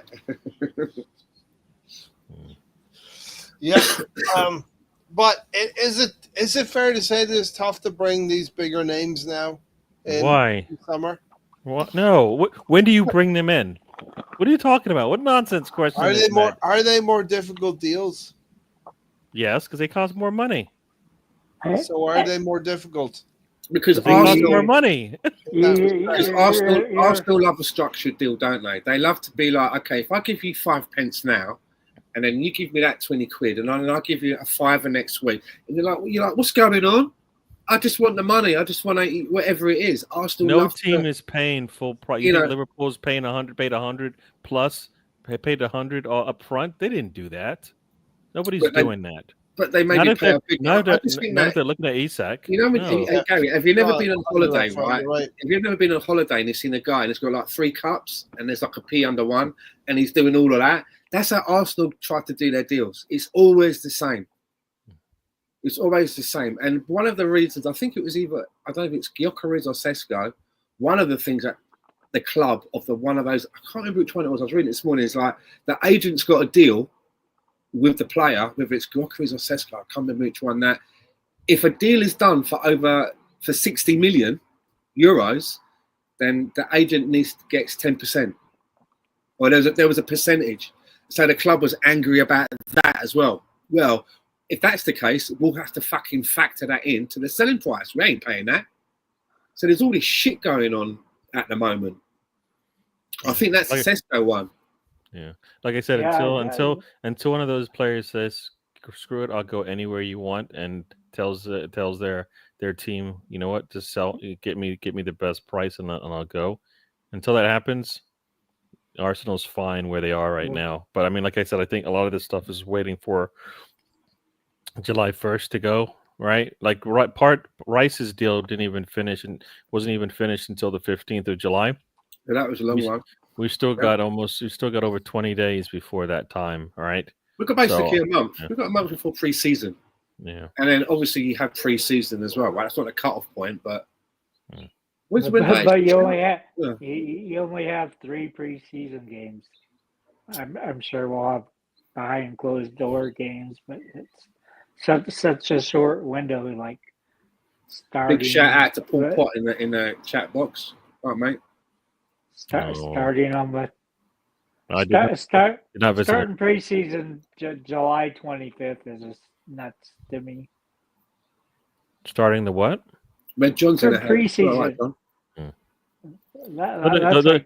That's like 2 weeks from a normal. Doesn't the players need rest though? You know, you got to rest. Plus, you're finished. I mean, a lot of teams will be finishing up the club World Cup, right? So you know. One thing I haven't heard anybody mention that, but what's next summer? What's next summer? It's I don't know. Maybe something. It's something. It's next summer. Something. So World Cup. Yes, the World Cup. World Cup. Yeah, the World Cup season. Yes, something's happening. What could it be? These guys are the one. These guys are the one guaranteed starting minutes, so that's a factor into a lot of these deals. As I say, apparently, I don't know if it's legally or through doctors, whatever, they say that professional footballers should have a 4 weeks. This doesn't happen. You know, it might happen if you're playing for Exeter, right? I bet even the Exeter's like saying, "No, you've got to come in a week early, you've got to get ready for the season." No one's getting 4 weeks off, and yeah, they get paid a lot of money and all of that. And yeah, when we were kids, we could go out and play football every day in the streets and that. But when you're that, their body, the way they need that rest, man. And that's why we've seen so many hamstrings. That's why we've seen so many players. Last season, apparently, was the biggest number of hamstrings throughout the game. That the increase. They're playing too many games. Yep. Until the players stand up, because it's only people that seem to be really affected by it. Until they stand up. Can't stand up about a hamstring, Gary. For sure, definitely. I think all of this is happening. All this is happening is hurting football. And nobody cares. You know why? Because it ain't me, right? The league is going to say it's not me. The international. The World League is going to say it's not us. The European and those kind of the Euros and those types of kind of competitions, they're going to say it's not us, right? And nobody wants to put their hands up and say this is wrong for the football players. We're hurting them. We know it, but we're not going to do it because you know what it does? It affects each football body's bottom line, and they don't want to do it. Well, since the last season finished, right? We've had that Home Nations competition go on, which I watched some of that of. CONCACAF going on. We've got CONCACAF probably doesn't matter because the season's still on there. But we've got the Club Cup now, which, if you remember, that competition used to be like a long weekend originally, the format of it. Yep. Now it's Yep. like fucking a couple of weeks or whatever. You've got World Cup games coming up. You have Euros in between that. It is too much, man. Yeah. You know, and then the league comes around. That's where the bread and butter is. TV revenue, where all the money is generated. They've got players. I was saying earlier, that if you was on the stream, Gary, that Real Madrid are taking this World Club Cup so seriously. They've got Trent Alexander for free, but to get him to join a little bit earlier so that he could be registered and play in this competition, they paid Liverpool £10 million. They had him for free, right? But just to come in as an inducement, and then the other good player, Jude Bellingham, he needs an operation on his shoulder, I believe, and they postponed it so that he can play through this competition, which means that when the league starts, that's when he has his surgery. And do you know what I'm getting at? He won't be ready to start the actual La Liga. Yeah. We paid $3 million for Moreno, right? Moreno. So there you go. I mean, they paid 10 for Trent Alexander-Arnold. We paid $3 million for a player who was worth nothing. So Arsenal's done it. And what do we get? Like, they're gonna get more out of it than we are. $3 million for Moreno. For what is his name? Who? Yeah, where is it? Marino? Not Moreno. Mourinho. The the attacker. What was his name? Us. For us, yeah. Yeah, we paid $30 million for him. No, not Moreno. Marquinhos. Marquinhos. There you go. Marquinhos. Oh yeah, that was peanuts. We paid $3 million. No, but you know what? He was worth nothing. Why did we pay any money? Supposedly it was for relations, and guess what? For relations. Guess what relations we got? Yeah. Guess what we got for those relations? The same as he would have cost. So it meant absolutely. Well, why did you spent all this money on him? We didn't get anything for him, anything out of it either. It was an I do move. Yeah. Hey, so we should probably wind it down the next 10 minutes or so. Yeah, I'm gonna actually have to go a little bit before those 10 minutes, though. All right, Gary. Yeah. Cheers, Gary. Great to have me on. Good chat, mate. Good chat. Tony, Stan, it's been cool. Everybody in the chat, enjoy. Have a good night. Go get you one day ticket to SummerSlam, Gary. I hear you. I will see. I got to see. I got to look at what's going on. It's been especially they went on sale today. I'll check it out and see. Wrestling? Yeah, he wants me to go to wrestling, but I don't know if I'm going to make it. Everybody, have a good night. All right, Gary. Cheers. Cheers. Well, I don't think he's joining you, Tony. But there you go. I dream of a world I don't see Thomas Partey play right back. I still remember the day I called it. Arteta has put him at right back against Nottingham Forest. We lost that game toward the end of the 2023-24 season. Partey was a good servant. And he started him back there last season. Yeah, he put one. You can't keep putting your best. We got to put our best foot forward here, Stan. You know what I mean? Moving forward, make our do the right things. He's got to proportion the minutes correctly this season, and he's got to use more players across 4 competitions. So am I always putting my best foot forward? Yep, you are always putting your best foot forward because it's the only one. Right? As I'm saying, right, if we're going to find ourselves in semi-finals of Champions League, we need to have a bench better than the one that we put out in the last competition, because that bench was just an embarrassment. Yeah, it's embarrassing. That needs to be addressed. Well, with the injuries, I mean, we should have done something in January, right? With the injuries, but we didn't. So we wait to be amazed this summer. A lot of them didn't happen. Exactly. February. That's what I'm saying. It's make or break this transfer window, and I get it. As I said before, there's a lot of teams that are making moves and we're not, and I'm as frustrated as anybody else. And as I've said, for me personally, I want to have all of our transfers in for a pre-season, no matter if it's only 2 or 3 games. You want them to start assimilating into the team, right? That's in a perfect world, but sometimes things can happen on that last day, and I'm not going to judge our transfer window until it's done, because that's what you're stuck with until January. You can't do nothing. Wow. And I'm not going to judge it until then. That'll be in what, September? Probably the end of August. Yeah. When that window shuts, that's when I'm going to judge it. Right. 10 million Chiesa on the left wing. Let's go. Red John says, but I believe he was a loan, so I don't know if Liverpool own him. Liverpool Chiesa want to sell. Yeah. I don't think that's happening. All right. You're not going to get Gyökeres and Alvarez in one window. No. As much as I would like that's. Well, I mean, if you want to do a smart move like that, as I've said it before, if you want a smart move for me, this is a smart transfer window for me. Right? This is what I would do. If I was allowed to do this transfer window, looking at kind of what the money is, but a smart move, and thinking about winning the season, next season, this is what I would do. I would buy Ollie Watkins for about 40 million. 40 if I could. I don't know. I'd buy Ollie Watkins. 40. I'd buy Ollie Villa Watkins. Will come to the table now. And at the same time, I'd bring in another forward, not just buy like a Gyökeres or a Sesko, and that's that. That's it for a striker. No, the reason that I would buy Ollie Watkins is because I would also go out and get Jonathan David, who's available on the free.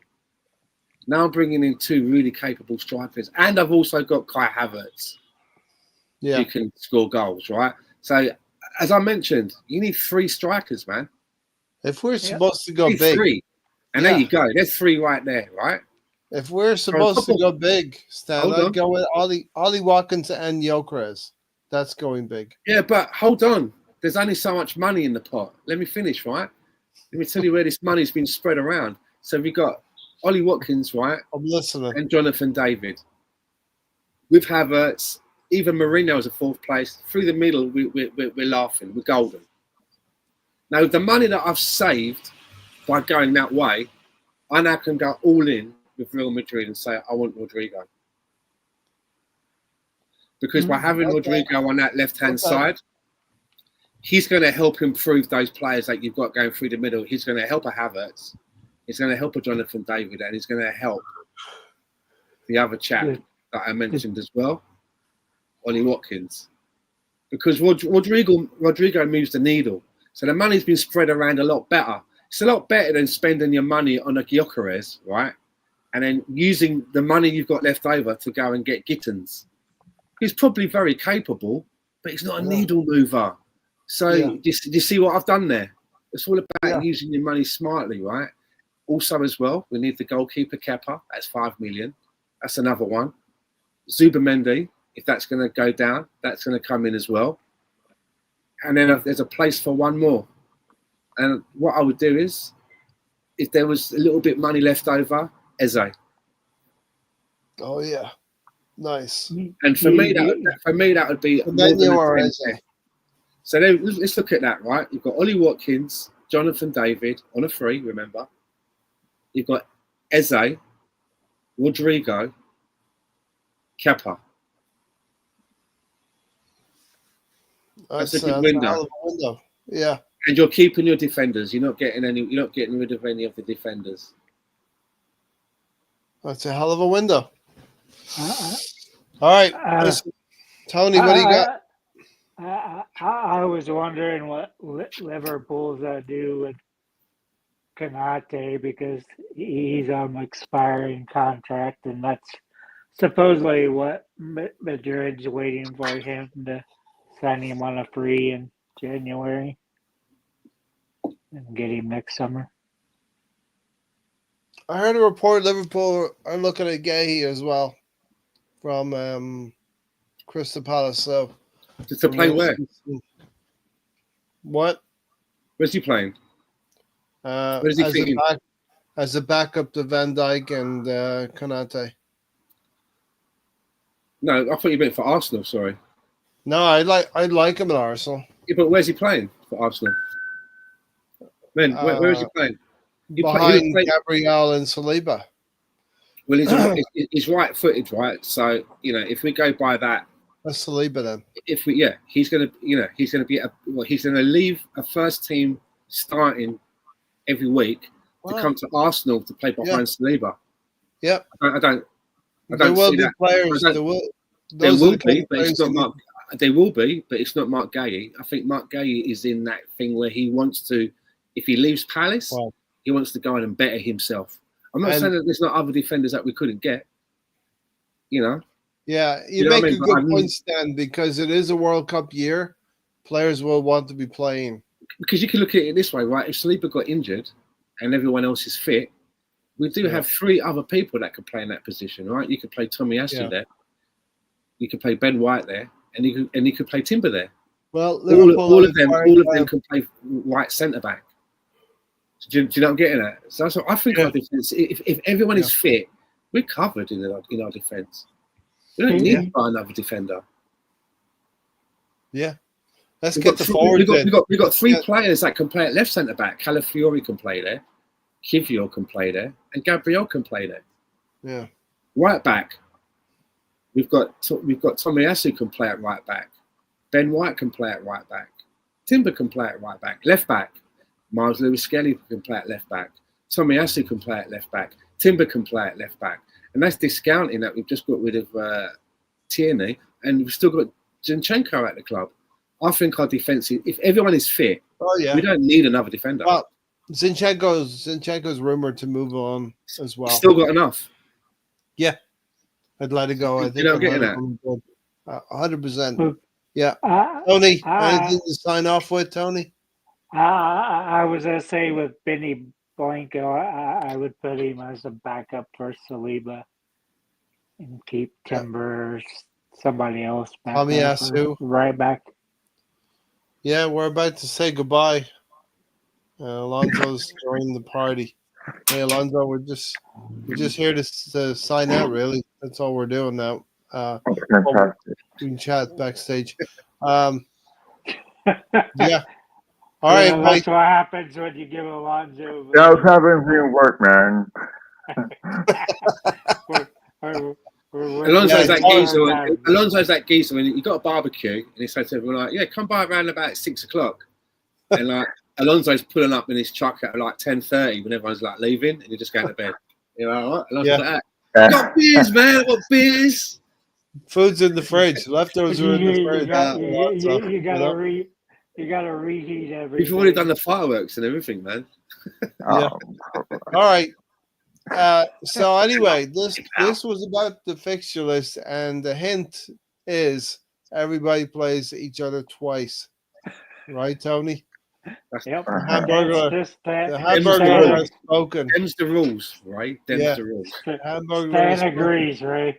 Stan agrees. The funny about it is like every year my birthday is around the second match of the season, so we play Leeds on the Saturday, the day of my birthday. So it's really a fun time, but right. Yeah, and my birthday always tends to land on Manchester United at home when we play Manchester United at home, and that will be January as well. Can I just also say before we leave? Yep. No hamburgers were harmed in the making of this podcast or stolen. Do we know that for sure? Well, I'm sure the hamburger. You don't want to know what I did to Grimace, Stan. Grimace. One more question.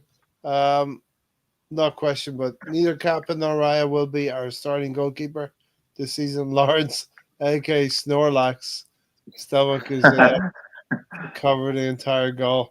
All right. Nice one. On that note, I'm glad we stopped. I'm glad we extended the podcast another 30 seconds. Red John and BX Gunner, all of you in there, thanks for being here tonight. Stan, thanks for joining. Alonso, thanks for joining at the final seconds. Fleeting visit. Tony got tired of his basketball game. Come on, man. Hold on. We all know that Alonso is the cameo king, isn't it? It's the cameo king. Yeah. All right. Cheerio, everybody. Thank you. We'll see you.